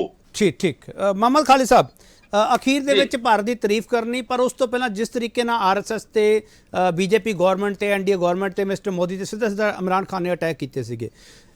Khalid ਸਾਹਿਬ, ਅਖੀਰ ਤੇ ਤਾਰੀਫ ਕਿਉਂ ਕਰਨੀ ਪਈ ਇੰਡੀਆ ਦੀ? ਕਿੰਦੀ ਤਾਰੀਫ ਕੀਤੀ ਹੈ ਸਰ? ਇਹ ਵੀ ਚੀਜ਼ ਸਮਝਣ ਦੀ ਜ਼ਰੂਰਤ ਹੈਗੀ ਹੈ। ਦੇਖੋ KP ਜੀ, ਜਿੱਥੇ ਤੱਕ ਦਾ ਸਵਾਲ ਹੈ ਅਮਰੀਕਾ ਦੇ ਬਾਰੇ, ਇੱਕ ਕੰਸਿਸਟੈਂਟ ਸਟੈਂਡ ਇਮਰਾਨ ਖਾਨ ਦਾ ਰਿਹਾ ਜਦ ਤੋਂ ਅਮਰੀਕਾ ਦੀਆਂ ਫੌਜਾਂ ਅਫਗਾਨਿਸਤਾਨ ਤੋਂ ਗਈਆਂ। ਜਦ ਅਫਗਾਨਿਸਤਾਨ ਤੇ ਵੀ ਜਾਣ ਤੋਂ ਬਾਅਦ ਅਮਰੀਕਾ ਨੇ ਕਿਹਾ ਕਿ ਸਾਨੂੰ ਅੱਡੇ ਦਿਓ, ਤਾਂ ਇਮਰਾਨ ਖਾਨ ਨੇ ਕਿਹਾ ਐਬਸੋਲੂਟਲੀ ਨਾਟ। ਉਹ ਜਿਹੜਾ ਐਬਸੋਲੂਟਲੀ ਨਾਟ ਹੈ ਉਹ ਇੱਕ ਤਰ੍ਹਾਂ ਆਉਣ ਵਾਲੇ ਇਲੈਕਸ਼ਨ ਦੇ ਵਿੱਚ ਉਹਦਾ ਨਾਰਾ ਵੀ ਹੋਏਗਾ ਕਿ ਮੈਂ ਇੰਡੀਪੈਂਡੈਂਟ ਫੋਰਨ ਪੋਲਿਸੀ ਚਾਹੁੰਦਾ, ਮੈਂ ਲੋਕਾਂ ਦਾ ਸਿਰ ਉੱਚਾ ਕਰਨਾ ਚਾਹੁੰਦਾ, ਮੈਂ ਗੁਲਾਮ ਬਣ ਕੇ ਜਿਹੜਾ ਹੈਗਾ ਫੋਰਨ ਪੋਲਿਸੀ ਨਹੀਂ ਚੱਲਣ ਦਿਆਂਗਾ। ਇਹ ਉਹਦਾ ਕੰਸਿਸਟੈਂਟ ਸਟੈਂਡ ਰਿਹਾ। ਉਹਦੀ ਸਜ਼ਾ ਉਹਨੇ ਭੁਗਤੀ ਹੈ, ਅਲੱਗ ਗੱਲ ਹੈ।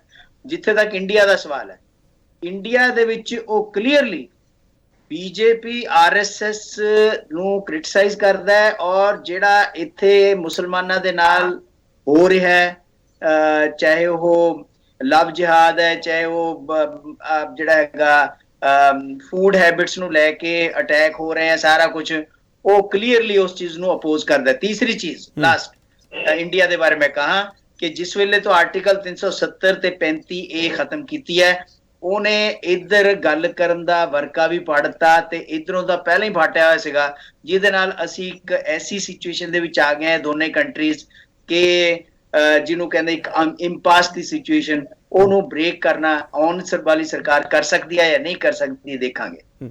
ਸ਼ਰੀਫ ਪਰਿਵਾਰ ਨਾਲ ਸਾਡਾ ਮਿਲਣਾ ਸੁੱਖ ਹੈ ਭਾਰਤ ਦਾ? ਇਮਰਾਨ ਖਾਨ ਨਾਲ ਔਖਾ ਸੀਗਾ? ਦੇਖੋ, ਦੋ ਚੀਜ਼ਾਂ ਹੈ ਕਿ ਕਸ਼ਮੀਰ ਦੀ ਪਾਲਿਸੀ ਉਹਨਾਂ ਦੀ ਕੰਸਿਸਟੈਂਟ ਹੈ, ਉਹਨੂੰ ਕੰਪਰੋਮਾਈਜ਼ ਕਰਕੇ ਉੱਥੇ ਕੋਈ ਵੀ ਪੋਲੀਟੀਕਲ ਪਾਰਟੀ ਰਾਜਨੀਤੀ ਨਹੀਂ ਕਰ ਸਕਦੀ, ਕਿਉਂਕਿ ਉੱਥੇ ਜਿਹੜੀ ਹੈਗੀ ਆਰਮੀ ਦਾ ਡਾਇਰੈਕਟ ਕੰਸਰਨ ਹੈ ਇਹਦੇ ਬਾਰੇ, ਉਹਦੀ ਸਰਵਾਈਵਲ ਦਾ ਕੁਐਸਚਨ ਹੀ ਇਹਦੇ ਨਾਲ ਜੁੜਿਆ ਹੋਇਆ ਹੈ। ਠੀਕ ਹੈ। ਵਿਕਰਮਜੀਤ ਸਿੰਘ, ਮੈਂ ਪੋਲੀਟੀਕਲ ਐਨਲਿਸਟ ਨੂੰ ਜਦੋਂ ਸਵਾਲ ਕਰਦਾ ਕਿ ਇਮਰਾਨ ਖਾਨ ਨਾਇਕ ਹੈ ਜਾਂ ਖਲਨਾਇਕ ਹੈ, ਉਹ ਕਹਿੰਦੇ ਸਾਡਾ ਕੰਮ ਇਹ ਦੱਸਣਾ ਨਹੀਂ ਹੈਗਾ। ਵਿਕਰਮਜੀਤ, ਇੱਕ ਪੱਤਰਕਾਰ ਦੱਸ ਸਕਦਾ ਕਿ ਇਮਰਾਨ ਖਾਨ, ਮੈਂ ਭਾਰਤ ਦੀ ਗੱਲ ਨਹੀਂ ਕਰ ਰਿਹਾ, ਮੈਂ ਦੁਨੀਆ ਦੀ ਗੱਲ ਕਰ ਰਿਹਾ, ਉੱਥੇ ਇਮਰਾਨ ਖਾਨ ਇੱਕ ਕ੍ਰਿਕਟਰ ਵਜੋਂ, ਇੱਕ ਕਪਤਾਨ ਵਜੋਂ 1992 ਵਰਲਡ ਕੱਪ ਜਿਤਾਉਣ ਵਾਲਾ ਇਮਰਾਨ ਖਾਨ ਅੱਜ ਨਾਇਕ ਵਜੋਂ ਪੇਸ਼ ਹੋਊਗਾ ਜਾਂ ਖਲਨਾਇਕ ਵਜੋਂ ਪੇਸ਼ ਹੋਊਗਾ? ਦੇਖੋ, ਇਹ ਤਾਂ ਪਬਲਿਕ ਪਰਸੈਪਸ਼ਨ ਤੇ ਡਿਪੈਂਡ ਕਰਦਾ। What is your interest? ਅਗਰ ਤੁਸੀਂ ਪਾਕਿਸਤਾਨ ਦੀ ਪਬਲਿਕ ਦੇ ਕਨਸਟੀਟੂਐਂਟ ਹੈ, ਤੁਹਾਡੀ impression or perception of Imran Khan may be of a hero, right? ਅਗਰ ਤੁਸੀਂ ਪਾਕਿਸਤਾਨ ਦੀ opposition ਜਾਂ deep state establishment ਦੇ ਉਹ ਤੁਹਾਨੂੰ ਦੇਖਣਗੇ ਇਹ ਬੰਦਾ ਜੋ ਸਾਡੇ ਇੰਟਰਸਟ ਨੇ ਉਹਨੂੰ ਦੇਖ ਨਹੀਂ ਰਿਹਾ. he is going for a wrong geostrategic policy of aligning with Russia when the need is to go win back friendship with the West. ਅੱਛਾ, whether it is from India, ਤੁਸੀਂ ਦੇਖੋਗੇ ਇੰਡੀਆ ਕਹੇਗਾ ਜੀ ਇਹ ਤਾਂ ਮੋਦੀ ਜੀ ਨੂੰ ਗਾਲਾਂ ਕੱਢਦਾ ਹੈ ਕਿ ਫਾਸ਼ਿਸਟ ਨੇ, in RSS the ideology, hatred the ideology hai. Imran Khan has been very vocal on that. I don't think any Pakistan Prime Minister could have been so vocal on Modi and the RSS jis tarah Imran Khan rahe. So it all depends upon who is looking at Imran Khan. अगर Russia ਨੂੰ ਪੁੱਛੋਗੇ, Russia ਕਹੇਗਾ ਉਹ ਤਾਂ ਉਹਨਾਂ ਦੀ Imran Khan is a great independent foreign policy. ਔਰ mind you Global Times ਨੇ ਅੱਜ ਜੋ ਗਲੋਬਲ ਟਾਈਮਸ ਸਾਈਟ ਕਰ ਰਹੇ ਨੇ, ਗਲੋਬਲ ਟਾਈਮਸ ਨੇ ਇਹ ਵੀ ਲਿਖਿਆ ਕਿ ਅਮਰੀਕਾ ਨੇ ਇਮਰਾਨ ਖਾਨ ਦੀ ਗਵਰਨਮੈਂਟ ਨੂੰ ਡੀਸਟੈਬਲਾਈਜ਼ ਕੀਤਾ. It is on record. Number 2, I think we need to understand ਕਿ what will be the impact on India's security because of this political upheaval. My analysis is that it will remain stable ਕਿਉਂਕਿ ਪਾਕਿਸਤਾਨ ਆਪਣੀ internal problems ਵਿੱਚ ਫਸਿਆ ਹੋਇਆ. General Bajwa ਦੀ ਵੀ statements ਜਿਹੜੀਆਂ ਆਈਆਂ ਨੇ ਉਹ ਬੜੀ ਕਨਸੀਲੀਏਟਰੀ ਸਟੇਟਮੈਂਟਸ ਨੇ. ਜਨਰਲ ਬਾਜਵਾ ਨੇ ਇਹ ਤੱਕ ਕਿਹਾ ਹੈਗਾ ਕਿ ਅਸੀਂ ਜਿਹੜਾ ਮੁਸ਼ਰਫ ਦਾ 4 ਪੁਆਇੰਟ ਫਾਰਮੂਲਾ ਔਨ ਕਸ਼ਮੀਰ ਸੀ ਉਹਦੇ ਬਾਰੇ ਅਸੀਂ ਗੱਲ ਕਰੀਏ ਔਰ ਟਾਕਸ ਨੂੰ ਅੱਗੇ ਲੈ ਕੇ ਜਾਈਏ. ਫਿਰ ਜਨਰਲ ਬਾਜਵਾ ਨੇ ਇਹ ਵੀ ਕਿਹਾ ਹੈਗਾ ਕਿ cease fire on the LOC is holding well, right. ਤੀਸਰੀ ਗੱਲ ਜਨਰਲ ਬਾਜਵਾ ਨੇ ਕਹੀ ਹੈ ਕਿ ਵੀ ਹੋਪ ਕਿ ਚਾਈਨਾ ਔਰ ਇੰਡੀਆ ਦਾ ਜਿਹੜਾ ਬਾਉਂਡਰੀ ਡਿਸਪਿਊਟ ਹੈ ਉਹ ਪੀਸਫੁਲੀ ਸੈਟਲ ਹੋਏ. ਠੀਕ. So general Bajwa at the moment in this point, ਦੇਖੋ ਜਨਰਲ ਬਾਜਵਾ ਦੀ ਜਿਹੜੀ ਐਕਸਟੈਂਸ਼ਨ ਹੋਣੀ ਹੈ after November 2022, whether he gets an extension or not, ਉਹ ਹੁਣ is on under the question mark. ਠੀਕ ਹੈ. ਬਹੁਤ ਵੱਡੇ ਸਵਾਲ ਖੜੇ ਕੀਤੇ ਵਿਕਰਮ ਜੀ ਤੁਸੀਂ ਵੀ. ਇੱਕ ਹੋਰ ਛੋਟਾ ਬ੍ਰੇਕ ਲਵਾਂਗਾ. ਬ੍ਰੇਕ ਬਾਅਦ ਅਸੀਂ ਆਖਰੀ ਹਿੱਸੇ 'ਚ ਹੋਵਾਂਗੇ. ਛੋਟਾ ਪੁਆਇੰਟ ਸਾਰਾ ਲਵਾਂਗੇ. ਪ੍ਰੋਗਰਾਮ 2 ਦਾ ਪੁਆਇੰਟ ਹੈ. ਸਵਾਲ ਇਹੀ ਹੋਵੇਗਾ, PTI ਦੇ ਖਾਨ ਤੋਂ PMLN ਦੇ ਸ਼ਰੀਫ ਨਾਲ ਕਿਹੜਾ ਹੱਲ ਨਿਕਲੇਗਾ? ਪਾਕਿਸਤਾਨ ਦੀ ਸਮੱਸਿਆ ਦਾ ਹੱਲ ਨਿਕਲੇਗਾ ਜਾਂ ਪਾਕਿਸਤਾਨ ਦੀ ਵਿਦੇਸ਼ ਨੀਤੀ ਦਾ ਹੱਲ ਨਿਕਲੇਗਾ? ਵਾਪਸ ਆ ਰਹੇ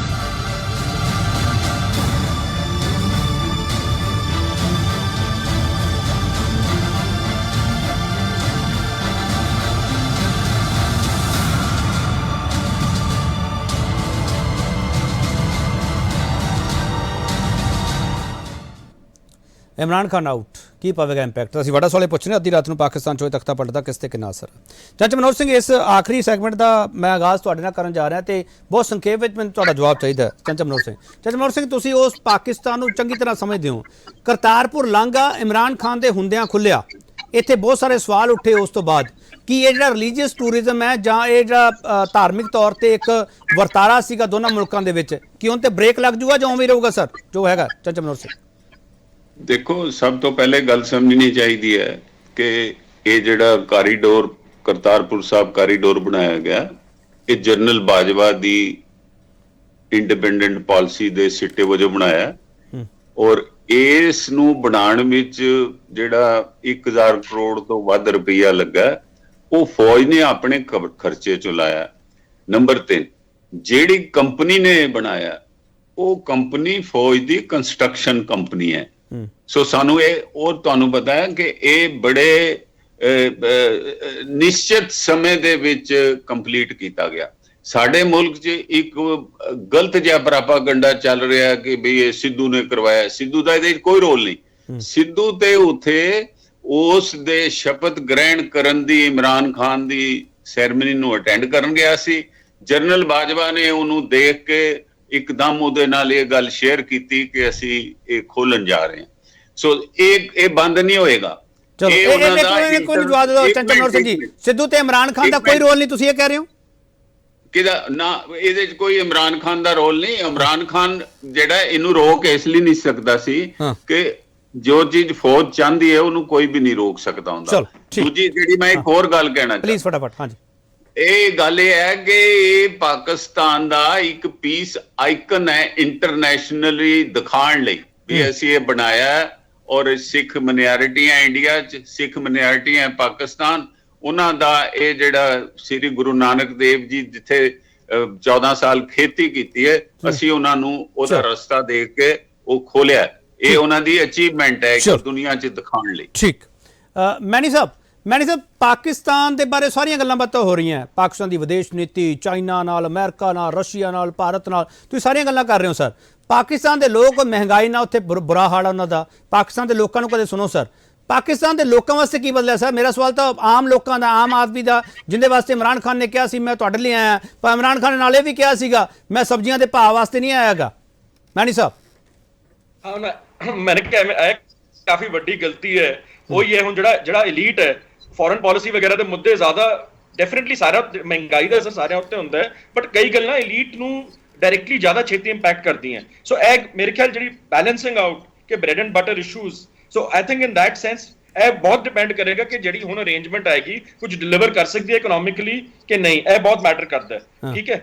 ਔਰ ਦੂਜੀ ਗੱਲ ਮੈਂ ਇੱਕ ਹੋਰ ਕਹਿਣਾ ਚਾਹਾਂਗਾ ਕਿ ਸ਼ਰੀਫਸ ਨੂੰ ਆਪਾਂ ਛੱਡ ਦਈਏ, ਪੋਲੀਟੀਕਲੀ ਕੀ ਹੈ, ਬਾਕੀ ਚਾਰजेस ਕੀ ਨੇ, ਪਰ ਜੇ ਜਦੋਂ ਅਸੀਂ ਗੱਲ ਕਰਦੇ ਹਾਂ ਪੰਜਾਬ ਇਨੀਸ਼ੀਏਟਿਵਸ ਦੀ ਜਾਂ ਪੰਜਾਬ ਲਿੰਕੇजेस ਦੀ, ਇਨਡਾਇਰੈਕਟ ਜਿਹੜੀ ਨੀਂਹ ਹੈ, ਜਿਹੜੀ ਫਾਊਂਡੇਸ਼ਨ ਹੈ ਲੇਟ 1990s ਵਿੱਚ, ਉਹ ਉਹਨਾਂ ਨੇ, ਔਰ ਉਹਦਾ ਰੀਜ਼ਨ ਇਹ ਨਹੀਂ ਕਿ ਕੋਈ ਸਿਰਫ ਸੈਂਟੀਮੈਂਟੈਲਿਟੀ ਹੈ, ਬਿਜ਼ਨਸਮੈਨ ਹੈਗੇ ਨੇ, ਟ੍ਰੇਡ ਚਾਹੁੰਦੇ ਨੇ। ਸੋ ਜਿਹੜੀ ਪੀਪਲ ਟੂ ਪੀਪਲ ਇਨੀਸ਼ੀਏਟਿਵਸ ਨੇ ਜਾਂ ਜਿਹੜਾ ਟ੍ਰੇਡ ਹੈ, ਜਿਹੜਾ ਰਿਲੀਜੀਅਸ ਟੂਰਿਜ਼ਮ ਹੈ, ਉਹ ਬੈਨੀਫਿਟ ਕਰਦਾ। ਕੋਈ ਵੀ ਹੋਏਗਾ ਇਨ ਪਾਵਰ ਉਹ ਨਹੀਂ ਅਪੋਜ਼ ਕਰ ਸਕਦਾ। ਪਲੱਸ ਜੇ ਫੌਜ ਨੇ ਇੱਕ ਰੈਕਨਸਿਲੀਏਟਰੀ ਪੋਜੀਸ਼ਨ ਲਿੱਤੀ ਹੈ ਔਰ ਉਹ ਵੀ ਟ੍ਰੇਡ ਦੇ ਕੋਈ ਬਹੁਤਾ, ਕਿਉਂਕਿ 2021 ਵਿੱਚ ਵੀ ਪ੍ਰਪੋਜ਼ਲ ਸੀਗਾ ਟ੍ਰੇਡ ਦਾ, ਪਰ ਉਹ ਲਾਸਟ ਮਿੰਟ ਤੇ ਸਕਟਲ ਹੋ ਗਿਆ ਸੀ। ਹੁਣ ਮੇਰੇ ਖਿਆਲ ਪਿਛਲੇ 1.5 ਮਹੀਨੇ ਚ ਕਾਫੀ ਇਨੀਸ਼ੀਏਟਿਵਸ, ਕਾਫੀ ਸਟੈਪਸ ਹੋਏ ਨੇ ਜਿਨ੍ਹਾਂ ਨਾਲ ਕਿ ਲੱਗ ਰਿਹਾ ਹੈ ਕਿ ਸ਼ਾਇਦ ਐਟਲੀਸਟ ਇਨਕਰੀਮੈਂਟਲੀ ਰਿਜ਼ੰਪਸ਼ਨ ਆਫ ਟ੍ਰੇਡ ਵੱਲ ਗੱਲ ਹੋ ਸਕਦੀ ਹੈ ਇਨ ਸਪਾਈਟ ਆਫ ਆਲ ਦ ਡਿਫਰੈਂਸਸ। ਤੁਹਾਨੂੰ ਲੱਗਦਾ ਕਿ ਦੋਨਾਂ ਪੰਜਾਬਾਂ ਦੇ ਵਿੱਚ ਕੋਈ ਨੇੜਤਾ ਆਊਗੀ ਇਸ ਸੱਤਾ ਪਰਿਵਰਤਨ ਦੇ ਨਾਲ, ਜਾਂ ਉਵੇਂ ਹੀ ਰਹੂਗਾ ਜਿਵੇਂ ਪਹਿਲਾਂ ਚੱਲ ਰਿਹਾ? ਨਹੀਂ, ਕੁਝ ਪੋਜ਼ਿਟਿਵ ਇਨਕਰੀਮੈਂਟਲ ਚੇਂਜਸ ਆ ਸਕਦੇ ਨੇ, ਔਰ ਮੇਰੇ ਖਿਆਲ ਨਾਲ ਸਸਟੇਨੇਬਲ ਉਹੀ ਹੁੰਦਾ ਹੈ। ਜਦੋਂ ਵੀ ਬਿਗ ਬੈਂਗ ਕੁਝ ਵੀ ਹੁੰਦਾ ਹੈ, ਜਦੋਂ ਜ਼ਿਆਦਾ ਇੱਕਦਮ ਸਟੈਪ ਹੁੰਦਾ, ਕੋਈ ਨਾ ਕੋਈ ਪ੍ਰੋਬਲਮ ਆ, ਕੋਈ incremental people to people contacts ਹੋ ਜਾਣ, ਥੋੜਾ ਜਿਹਾ resumption at least of trade by the land, ਜਿਹੜਾ ਵਾਗਾ ਟਾਰੀ ਦਾ, ਇਹੋ ਜਿਹੇ 3-4 ਸਟੈਪਸ ਹੀ ਹੋ ਜਾਣ, ਉਸ ਤੋਂ ਬਾਅਦ ਫਿਰ ਅੱਗੇ ਖੁਦ ਤੁਰੀ ਜਾਂਦਾ ਕੰਮ ਮੇਰੇ ਖਿਆਲ, ਪਰ ਇਨਕਰੀਮੈਂਟਲੀ ਹੋਣਾ ਚਾਹੀਦਾ। ਠੀਕ। ਡਾਕਟਰ ਮੁਹੰਮਦ ਖਾਲਿਦ, ਇੱਕ ਆਖਰੀ ਕਮੈਂਟ ਤੁਹਾਡਾ ਚਾਹੀਦਾ। ਇਮਰਾਨ ਖਾਨ ਕਹਿੰਦੇ ਮੈਂ ਅਖੀਰ ਤੱਕ ਲੜੂੰਗਾ, ਅੱਧੀ ਰਾਤ ਤੱਕ ਲੜੂੰਗਾ, ਕਿਸੇ ਨੂੰ ਨਹੀਂ ਪਤਾ ਸੀ ਅੱਧੀ ਰਾਤ ਤੱਕ ਇਮਰਾਨ ਖਾਨ ਲੜਦੇ ਰਹੇ। ਇਮਰਾਨ ਖਾਨ ਦਾ ਜਿਹੜਾ ਹਾਈ ਵੋਲਟੇਜ ਡਰਾਮਾ ਹੈ, ਉਸ ਨੂੰ ਦੁਨੀਆ ਕਿਸ ਤਰੀਕੇ ਨਾਲ ਦੇਖੇ ਤੇ ਪਾਕਿਸਤਾਨ ਦੀ ਆਵਾਮ ਕਿਸ ਤਰੀਕੇ ਨਾਲ ਦੇਖੇ? ਸਰ, ਦੋ ਸਵਾਲ ਆ ਵੱਡੇ। ਦੇਖੋ, ਜਿਸ ਵੇਲੇ ਤੋਂ ਨੋ ਕੌਨਫੀਡੈਂਸ ਮੋਸ਼ਨ ਆਇਆ, ਉਸ ਵੇਲੇ ਤੋਂ ਲੈ ਕੇ ਜਿਸ ਵੇਲੇ OIC ਦੀ ਮੀਟਿੰਗ ਖਤਮ ਹੋਈ, ਆਰਗੇਨਾਈਜੇਸ਼ਨ ਆਫ ਇਸਲਾਮਿਕ ਕੰਟਰੀਜ਼ ਦੀ, ਉਸ ਤੋਂ ਪਹਿਲਾਂ ਵੀ ਹੋ ਸਕਦਾ था, ਚਲੋ ਫੌਜ ਨੇ ਕਹਿਤਾ ਵੀ ਇਹ ਨਹੀਂ ਹੋਣਾ ਚਾਹੀਦਾ, ਸਾਡੇ ਗੈਸਟ ਆ ਰਹੇ ਹਨ। ਉਸ ਤੋਂ ਬਾਅਦ ਇਮਰਾਨ ਖਾਨ ਨੇ ਜਿਹੜਾ ਨੈਰੇਟਿਵ ਬਿਲਡ ਕੀਤਾ ਹੈ ਪਾਕਿਸਤਾਨ ਦੇ ਵਿੱਚ, ਉਹਦੇ ਔਰ ਉਹਨੂੰ ਜੋ ਹੁੰਗਾਰਾ ਮਿਲਿਆ, ਜਿਸ ਤਰੀਕੇ ਦੇ ਨਾਲ ਉਹਦੀਆਂ ਰੈਲੀਆਂ ਦੇ ਵਿੱਚ ਲੋਕ ਪਹੁੰਚੇ ਹੈ, ਇਹ ਚਾਹੇ ਉਹ ਇਸਲਾਮਾਬਾਦ 'ਚ ਰੈਲੀ ਹੋਵੇ ਜਾਂ ਕਿਤੇ ਹੋਰ ਹੋਵੇ, ਉਹ ਤਾਂ ਇਦਾਂ ਲੱਗਦਾ ਹੈ ਕਿ ਇਮਰਾਨ ਖਾਨ ਆਪਣੀ ਇਹ ਗੱਲ ਲੋਕਾਂ ਦੇ ਵਿੱਚ ਜਚਾਉਣ ਦੇ ਵਿੱਚ ਕਾਫੀ ਹੱਦ ਤੱਕ ਕਾਮਯਾਬ ਹੋਇਆ ਕਿ ਮੈਂ ਇੱਕ ਇੰਡੀਪੈਂਡੈਂਟ ਫੋਰਨ ਪਾਲਿਸੀ ਚਾਹੁੰਦਾ, ਮੈਂ ਅਮਰੀਕਾ ਜਾਂ ਕਿਸੇ ਦੇ ਥੱਲੇ ਲੱਗ ਕੇ ਦੇਸ਼ ਨੂੰ ਨਹੀਂ ਚਲਾਉਣਾ ਚਾਹੁੰਦਾ, ਖਾਸ ਤੌਰ ਪਰ ਫੋਰਨ ਪਾਲਿਸੀ ਦੇ। ਔਰ ਇਸੇ ਕੰਟੈਕਸਟ ਦੇ ਵਿੱਚ ਉਹਨੇ ਇੰਡੀਆ ਦੀ ਤਾਰੀਫ ਵੀ ਕੀਤੀ ਹੈ ਕਿ ਉਹਨਾਂ ਦੀ ਇੰਡੀਪੈਂਡੈਂਟ ਫੋਰਨ ਪਾਲਿਸੀ ਹੈ। ਉਹ ਇੱਕ ਖੁਦਦਾਰ ਲੋਕ ਹੈਗੇ ਆ ਕਿ ਅਸੀਂ ਜਿਹੜੇ ਹੈਗੇ ਆ ਗੁਲਾਮੀ ਵਰਤ ਰਹੇ ਆ, ਇਸ ਕਰਕੇ ਉਹ ਆਪਣੀ ਇਹ ਗੱਲ ਕਹਿਣ 'ਚ ਕਾਮਯਾਬ ਹੋ ਗਿਆ। ਔਰ ਇਹੀ ਚੀਜ਼ ਉਹਨੇ ਆਉਂਦੇ ਇਲੈਕਸ਼ਨ ਦੇ ਵਿੱਚ ਆਪਣਾ ਨੈਰੇਟਿਵ ਜਿਹੜਾ ਹੈਗਾ ਲੋਕਾਂ ਤੱਕ ਪਹੁੰਚਾ ਕੇ ਇਲੈਕਸ਼ਨ ਲੜਨੀ ਹੈ। ਖਾਲਿਦ ਸਾਹਿਬ, ਤੁਹਾਨੂੰ ਲੱਗਦਾ ਹੈ ਕਿ ਇਮਰਾਨ ਖਾਨ ਦੀ ਵਾਪਸੀ ਹੋ ਸਕਦੀ ਹੈ ਜਦੋਂ ਦੁਬਾਰਾ ਇਲੈਕਸ਼ਨ ਹੋਣਗੇ ਪਾਕਿਸਤਾਨ ਦੇ ਵਿੱਚ? ਹਾਂ, ਹੋ ਸਕਦੀ ਹੈ। ਇਹ ਦੇਖੋ, अगर ਆਪੋਜੀਸ਼ਨ ਇਸੇ ਤਰੀਕੇ ਦੇ ਨਾਲ ਇਕੱਠੀ ਰਹਿੰਦੀ ਹੈ, ਨੰਬਰ 1, ਨੰਬਰ 2, ਕਿਆ ਆਰਮੀ ਜਿਹੜੀ ਹੈਗੀ ਹੈ ਉਹ ਡਾਇਰੈਕਟਲੀ ਹਸਤक्षेप ਕਰਦੀ ਹੈ, ਨੰਬਰ 3, ਕਿਆ ਅਮਰੀਕਾ ਜਿਹੜਾ ਹੈਗਾ ਉਹ ਇਸ ਚੀਜ਼ ਦੇ ਵਿੱਚ ਨਿਊਟਰਲ ਰਹਿੰਦਾ ਹੈ। ਇਹ 3-4 ਇਸ਼ੂਜ਼ ਜਿਹੜੇ ਹੈਗੇ। ਖਾਲਿਦ ਸਾਹਿਬ, ਜੋ ਤੁਸੀਂ ਇਹ ਕਹਿੰਦੇ ਇਮਰਾਨ ਖਾਨ ਵਾਪਸ ਆ ਸਕਦਾ, ਇਉਂ ਲੱਗਦਾ ਤੁਸੀਂ ਫੌਜ ਨੂੰ ਪਾਸੇ ਕਰਕੇ ਦੇਖਦੇ ਪਏ ਹੋ? ਨਹੀਂ, ਫੌਜ ਨੂੰ ਪਾਸੇ ਕਰਕੇ ਨਹੀਂ ਮੈਂ ਦੇਖ ਰਿਹਾ। ਮੈਂ 3 ਚੀਜ਼ਾਂ ਕਹਿਤੀਆਂ। ਨੰਬਰ 1 ਕਿ ਆਪੋਜੀਸ਼ਨ ਇਕੱਠੀ ਰਹਿੰਦੀ ਹੈ, ਨੰਬਰ 2 ਫੌਜ ਜਿਹੜੀ ਹੈਗੀ ਹੈ ਉਹ ਡਾਇਰੈਕਟਲੀ ਰੋਲ ਨਹੀਂ ਪਲੇ ਕਰਦੀ, ਅਮਰੀਕਾ ਜਿਹੜਾ ਹੈਗਾ ਉਹ ਕੀ ਚਾਹੁੰਦਾ। 3 ਚੀਜ਼ਾਂ ਜਿਹੜੀਆਂ ਹੈਗੀਆਂ ਉਹਦੇ ਉੱਪਰ ਡਿਪੈਂਡ ਕਰ। ਵਿਕਰਮਜੀਤ, ਇਮਰਾਨ ਖਾਨ ਦੀ ਵਾਪਸੀ ਹੋ ਸਕਦੀ ਹੈ? I don't want to get into it because it is like speculating upon an electoral result. But I will make a couple of quick points. Pakistan the alignment with Russia, the India the key impact panda because the Pakistan is not trying to realign itself away from Russia. दूजा, Pakistan aligning itself with the US and the West, India ਤੇ ਕੀ ਫਰਕ ਪੈਂਦਾ ਕਿਉਂਕਿ India is aligning itself with the European Union and the US for a lot of its strategic and foreign policy issues. Thirdly, Pakistan ਦੀ ਜਿਹੜੇ exports ਨੇ on which an economy is actually based fast growth in Southeast Asia is exports Pakistan ਦੇ ਜ਼ਿਆਦਾ ਨੇ to the West and to the US. So the West and the US again are very important to Pakistan. Fourthly, ਅਗਰ ਸਾਡੇ ਜਿਹੜੇ learned friends ਕਹਿੰਦੇ ਨੇ ਕਿ ਪਾਕਿਸਤਾਨ ਵਿੱਚ democracy has been reiterated because of Imran's fall from power, ਤੇ ਇਹ ਕਿਸ ਕਿਸਮ ਦੀ ਡੈਮੋਕ੍ਰੇਸੀ ਹੈ ਪਾਕਿਸਤਾਨ ਵਿੱਚ, in which foreign policy and defence policy are totally out of the purview of the elected government. ठीक ठीक। हाँ Chanchal Manohar sir, last comment फटाफट प्लीज। ਇਹ ਇਵੇਂ ਹੈ ਜੀ, ਇੱਕ ਤੇ ਇਹ ਕਹਿਣਾ ਕਿ ਇਮਰਾਨ ਖਾਨ ਖਲਨਾਇਕ ਹੈ ਕਿ ਨਾਇਕ ਹੈ, ਇਹ ਵੀ ਕੋਈ ਨਹੀਂ ਕਹਿਣਾ ਚਾਹੀਦਾ। ਨਾ ਹੀ ਇਹ ਅਸੀਂ ਕਹਿ ਸਕਦੇ ਹਾਂ ਵੀ ਉਹਦੀ ਪਾਰਟੀ ਜਿੱਤੇਗੀ, ਉਹ ਦੁਬਾਰਾ ਆਏਗਾ। ਜਿਹੜੀ ਸਾਨੂੰ ਸਭ ਤੋਂ ਮਹੱਤਵਪੂਰਨ ਜਿਹੜੀ ਇੰਡੀਆ ਨੂੰ अगर सवाल आप सौखा कर लेना चंचल जी, आप सवाल सौखा कर लेने हैं। इमरान खान नहीं, तो मैं सवाल सौखा कर लेना सुनो। चंचल जी सवाल सौखा कर लेना आप। एक मिनट सर सुन तो लो ना, सवाल सुन लो ना सर, चंचल जी सवाल सुन लो ना सर। इमरान खान इस तो पहले प्रधानमंत्री नालों घट करप्ट है, वध करप्ट है, ईमानदार है, की है सर? देखो ईमानदार है, बिल्कुल pure, he is a honest person, ਲੇਕਿਨ ਉਹ ਇੰਨਾ ਉਹਦੇ ਕੋਲ ਪੋਲੀਟੀਕਲ ਸਕਿੱਲ ਤੇ ਨੈਕ ਨਹੀਂ ਹੈਗੀ, ਜਿਸ ਕਰਕੇ ਉਹ ਗਿਆ। ਉਹਨੇ ਸਾਰਿਆਂ ਨਾਲ ਵਿਗਾੜ ਲਈ। ਉਹਨੇ ਪਹਿਲੇ ਕਹਿਤਾ ਵੀ ਮੈਂ ਡੱਬਾ ਮੰਗ ਕੇ ਮੰਗਣ ਨਹੀਂ ਜਾਣੀ ਏਡ ਕਿੱਥੋਂ ਵੀ, ਬਾਅਦ ਚ ਵਰਲਡ ਬੈਂਕ ਤੋਂ 6 ਬਿਲੀਅਨ ਲੈ ਕੇ ਆਇਆ ਡਾਲਰ। ਉਹਦੇ ਨਾਲ ਤੁਸੀਂ ਇਹ ਕਹਿਣਾ ਚਾਹ ਰਹੇ ਹੋ ਚੰਚਲ ਜੀ, ਤੁਸੀਂ ਇਹ ਕਹਿਣਾ ਚਾਹ ਰਹੇ ਹੋ ਇਮਰਾਨ ਖਾਨ ਬਾਲਾ ਸਿੱਧਾ ਤੇ ਜਲਦੀ ਵੱਢਿਆ ਗਿਆ ਇਸ ਲਈ? ਨਹੀਂ, ਉਹ ਇਮਰਾਨ ਖਾਨ ਨੇ ਜਦ ਫੌਜ ਨਾਲ ਵਿਗਾੜ ਲਈ ਤੇ ਆਪੋਜੀਸ਼ਨ ਨੂੰ ਸ਼ੇਅ ਦੇਣੀ ਸ਼ੁਰੂ ਕਰ ਦਿੱਤੀ ਡੀਪ ਸਟੇਟ ਨੇ, ਤਾਂ ਉਹ ਇਕੱਠੇ ਹੋ ਗਏ ਬਈ ਹੁਣ ਇਹਨੂੰ ਹਮਲਾ ਮਾਰ ਕੇ ਢਾ ਲਈਏ। ਉਹਨਾਂ ਨੇ ਢਾ ਲਿਆ। ਵੋਟਾਂ ਤੇ 2 ਦਾ ਹੀ ਫਰਕ ਸੀ, 174 ਵੋਟਾਂ ਸੀ ਆਪੋਜੀਸ਼ਨ ਕੋਲ। ਗੱਲ ਇਹ ਨਹੀਂ, ਗੱਲ ਇਹ ਹੈ ਵੀ ਉਹਦੇ ਬੰਦੇ ਤੋੜਤੇ। ਉਹਦੇ ਨਾਲ ਜਿਹੜੀਆਂ ਅਲਾਈਨਡ ਪਾਰਟੀਆਂ ਸੀਗੀਆਂ ਉਹ ਵੀ ਉਹਨੂੰ ਛੱਡ ਗਏ, ਉਹਦੇ ਅਲਾਈਜ਼ ਵੀ ਛੱਡ ਗਏ। ਸੋ ਇਹਦੇ ਵਿੱਚ ਕਿਸੇ ਦਾ ਰੋਲ ਤੇ ਹੋਏਗਾ ਹੀ ਨਾ ਵੀ ਇਹ ਹੁਣ ਜਾਏ। ਜਿਹੜੀ ਨਵੀਂ ਜਿਹੜਾ ਅਲਾਈਅੰਸ ਬਣਨਾ ਹੈ ਉਹਦੇ ਵਿੱਚ ਜੇਕਰ ਸ਼ਾਹਬਾਜ਼ ਸ਼ਰੀਫ ਬਣਦਾ ਹੈ ਪ੍ਰਾਈਮ ਮਿਨਿਸਟਰ, ਤੇ ਫਿਰ ਜਿਹੜਾ ਬਾਹਰ ਭਜਿਆ ਹੋਇਆ ਉਹਦਾ ਭਰਾ ਹੈ Nawaz Sharif, he will come back. And ਉਹ ਜਿਹੜੀ ਉਸ ਮੁਲਕ ਵਿੱਚ ਇੱਕ ਸੀਗੀ ਕਿ ਕਰਪਟ ਪੋਲੀਟੀਸ਼ੀਅਨਾਂ ਨੂੰ ਪਾਸੇ ਲਾਇਆ ਜਾਏ, ਉਹ ਸਾਰੀ ਉਹਨਾਂ ਦੀ ਜਿਹੜੀ ਜਦੋਜਹਿਦ ਹੈ ਦੇਸ਼ ਦੇ ਲੋਕਾਂ ਦੀ, ਉਹ ਜ਼ੀਰੋ ਹੋ ਜਾਏਗੀ। ਚੰਚਲ ਮਨੋਹਰ ਸਰ, ਤੁਸੀਂ ਇਹ ਸਮਝਦੇ ਹੋ ਸ਼ਰੀਫ ਪਰਿਵਾਰ ਨੇ ਬਦਲਾ ਲਿਆ ਇਮਰਾਨ ਖਾਨ ਤੋਂ? ਨਹੀਂ, ਨਵਾਜ਼ ਦੇਖੋ ਉਹਨਾਂ ਨੇ ਬਦਲਾ ਨਹੀਂ ਲਿਆ। ਉਹ ਇੱਕ ਸਿਚੁਏਸ਼ਨ ਪੈਦਾ ਹੋ ਗਈ ਜਿਹਦੇ ਵਿੱਚ ਉਹਨੂੰ ਸਾਰੇ ਹੀ ਭੇਜਣਾ ਚਾਹੁੰਦੇ ਸੀ, ਉਹ ਜਾ ਰਿਹਾ। ਹਾਂਜੀ ਵਿਕਰਮ ਫਟਾਫਟ ਪਲੀਜ਼, ਵਿਕਰਮ ਫਟਾਫਟ please. I think we have ਸਾਨੂੰ ਪਾਕਿਸਤਾਨ ਇਨ ਨਿਊ ਲਾਈਟ ਵੀ ਦੇਖਣਾ ਹੈ, ਕਿਉਂਕਿ ਇਹਨਾਂ ਦੀ ਜਿਹੜੀ ਸਟ੍ਰੈਟਜੀ ਔਰ ਜਿਓ ਇਕਨੋਮਿਕਸ ਤੇ ਐਮਫੈਸਿਸ ਆ ਰਿਹਾ ਹੈ ਕਿ we need connectivity north south and east west, which both the Pakistani army chief ਨੇ ਬੜੀ ਕਲੀਅਰਲੀ ਕਿਹਾ ਹੈਗਾ। So I think Pakistan ਉਹਦੇ framework ਵਿੱਚ ਹੁਣ ਕਿਸ ਤਰ੍ਹਾਂ ਅੱਗੇ ਚੱਲਦਾ ਹੈ, I think we have to see Pakistan from that framework, geo-economics over strategy। ਠੀਕ, ਮੈਨੀ ਸਾਹਿਬ, ਪਾਕਿਸਤਾਨ ਦੇ ਵਿੱਚ ਨਵੀਂ ਸਵੇਰ ਦਾ ਆਗਾਜ਼ ਹੋਣ ਜਾ ਰਿਹਾ? ਨਵੀਂ ਸਵੇਰ ਅਗੇਨ ਜਿਹੜੇ ਪੋਇਟਿਕ ਲੈਂਗੁਏਜ ਹੈ, I don't think ਨਵਾਂ ਜਾਂ ਪੁਰਾਣਾ ਕੋਈ ਨਹੀਂ ਹੈ, ਬਟ ਡੈਫੀਨਿਟਲੀ ਜਿਵੇਂ ਕਿ ਕਿਹਾ ਗਿਆ ਪਹਿਲਾਂ, ਜਿਹੜੇ ਜੀਓਪੋਲਿਟੀਕਲ ਡਿਵੈਲਪਮੈਂਟਸ ਨੇ, ਜਿਹੜੀ ਪੋਲੀਟੀਕਲ ਸਿਚੁਏਸ਼ਨ ਵੀ ਉੱਤੇ ਕਾਫੀ ਚੇਂਜ ਹੋਈ ਹੈ। ਚਲੋ, ਪਾਕਿਸਤਾਨ ਦੇ ਲੋਕਾਂ ਲਈ ਕੋਈ ਬਦਲਣਾ ਜਾਂ ਨਹੀਂ ਸਰ? ਪਾਕਿਸਤਾਨ ਦੀ ਆਵਾਮ ਲਈ ਕੁਝ ਬਦਲੂਗਾ ਜਾਂ ਨਹੀਂ ਸਰ ਮੈਨੀ ਸਾਹਿਬ? ਨਹੀਂ, ਇਹ ਦੇਖੋ ਅਗੇਨ ਇਹ ਪ੍ਰੈਡਿਕਟ ਕਰਨਾ ਬਹੁਤ ਔਖਾ ਹੈ। ਚਲੋ ਚਲੋ, ਬਹੁਤ ਧੰਨਵਾਦ ਮਿਸਟਰ ਮੈਨੀ। ਚੰਚਲ ਮਨੋਹਰ ਸਿੰਘ ਤੁਹਾਡਾ ਬਹੁਤ ਧੰਨਵਾਦ, ਡਾਕਟਰ ਮੁਹੰਮਦ ਖਾਲਿਦ ਤੁਹਾਡਾ ਬਹੁਤ ਧੰਨਵਾਦ, ਵਿਕਰਮਜੀਤ ਸਿੰਘ ਤੁਹਾਡਾ ਬਹੁਤ ਧੰਨਵਾਦ। ਸਾਰੇ ਮਹਿਮਾਨ ਆਪਦੀ ਖਿੱਤੇ ਦੇ ਆਪਦੇ ਫੀਲਡ ਦੇ ਮਾਸਟਰ ਨੇ, ਉਹਨਾਂ ਨੇ ਆਪਦੀ ਰਾਏ ਰੱਖੀ ਹੈ। ਤੁਹਾਨੂੰ ਕਿਵੇਂ ਰਾਏ ਲੱਗੀ ਤੁਸੀਂ ਦੱਸਣਾ ਜ਼ਰੂਰ ਹੈ, ਪਰ ਸਵਾਲ ਬਹੁਤ ਮਹੱਤਵਪੂਰਨ ਹੈ। ਪਾਕਿਸਤਾਨ ਦੀ ਆਵਾਮ ਲਈ ਕੀ ਬਦਲਿਆ? ਜਿਹੜੀ ਆਰਥਿਕ ਮੰਦਹਾਲੀ ਦੇ ਦੌਰ ਵਿੱਚ ਗੁਜ਼ਰ ਰਹੀ ਹੈ, ਜਿਹੜੀ ਮਹਿੰਗਾਈ ਦੇ ਦੌਰ ਵਿੱਚ ਗੁਜ਼ਰ ਰਹੀ ਹੈ, ਵਿਦੇਸ਼ ਨੀਤੀ ਤੇ ਵਿਦੇਸ਼ੀ ਸਾਜ਼ਿਸ਼ ਤੱਕ ਇਹ ਮੁੱਦਾ ਸੀਮਤ ਹੋ ਕੇ ਰਹਿ ਜਾਊਗਾ। ਪਾਕਿਸਤਾਨ ਦੀਆਂ ਅਗਲੀਆਂ ਚੋਣਾਂ ਤੱਕ ਕੀ ਕੁਛ ਹੋਊਗਾ?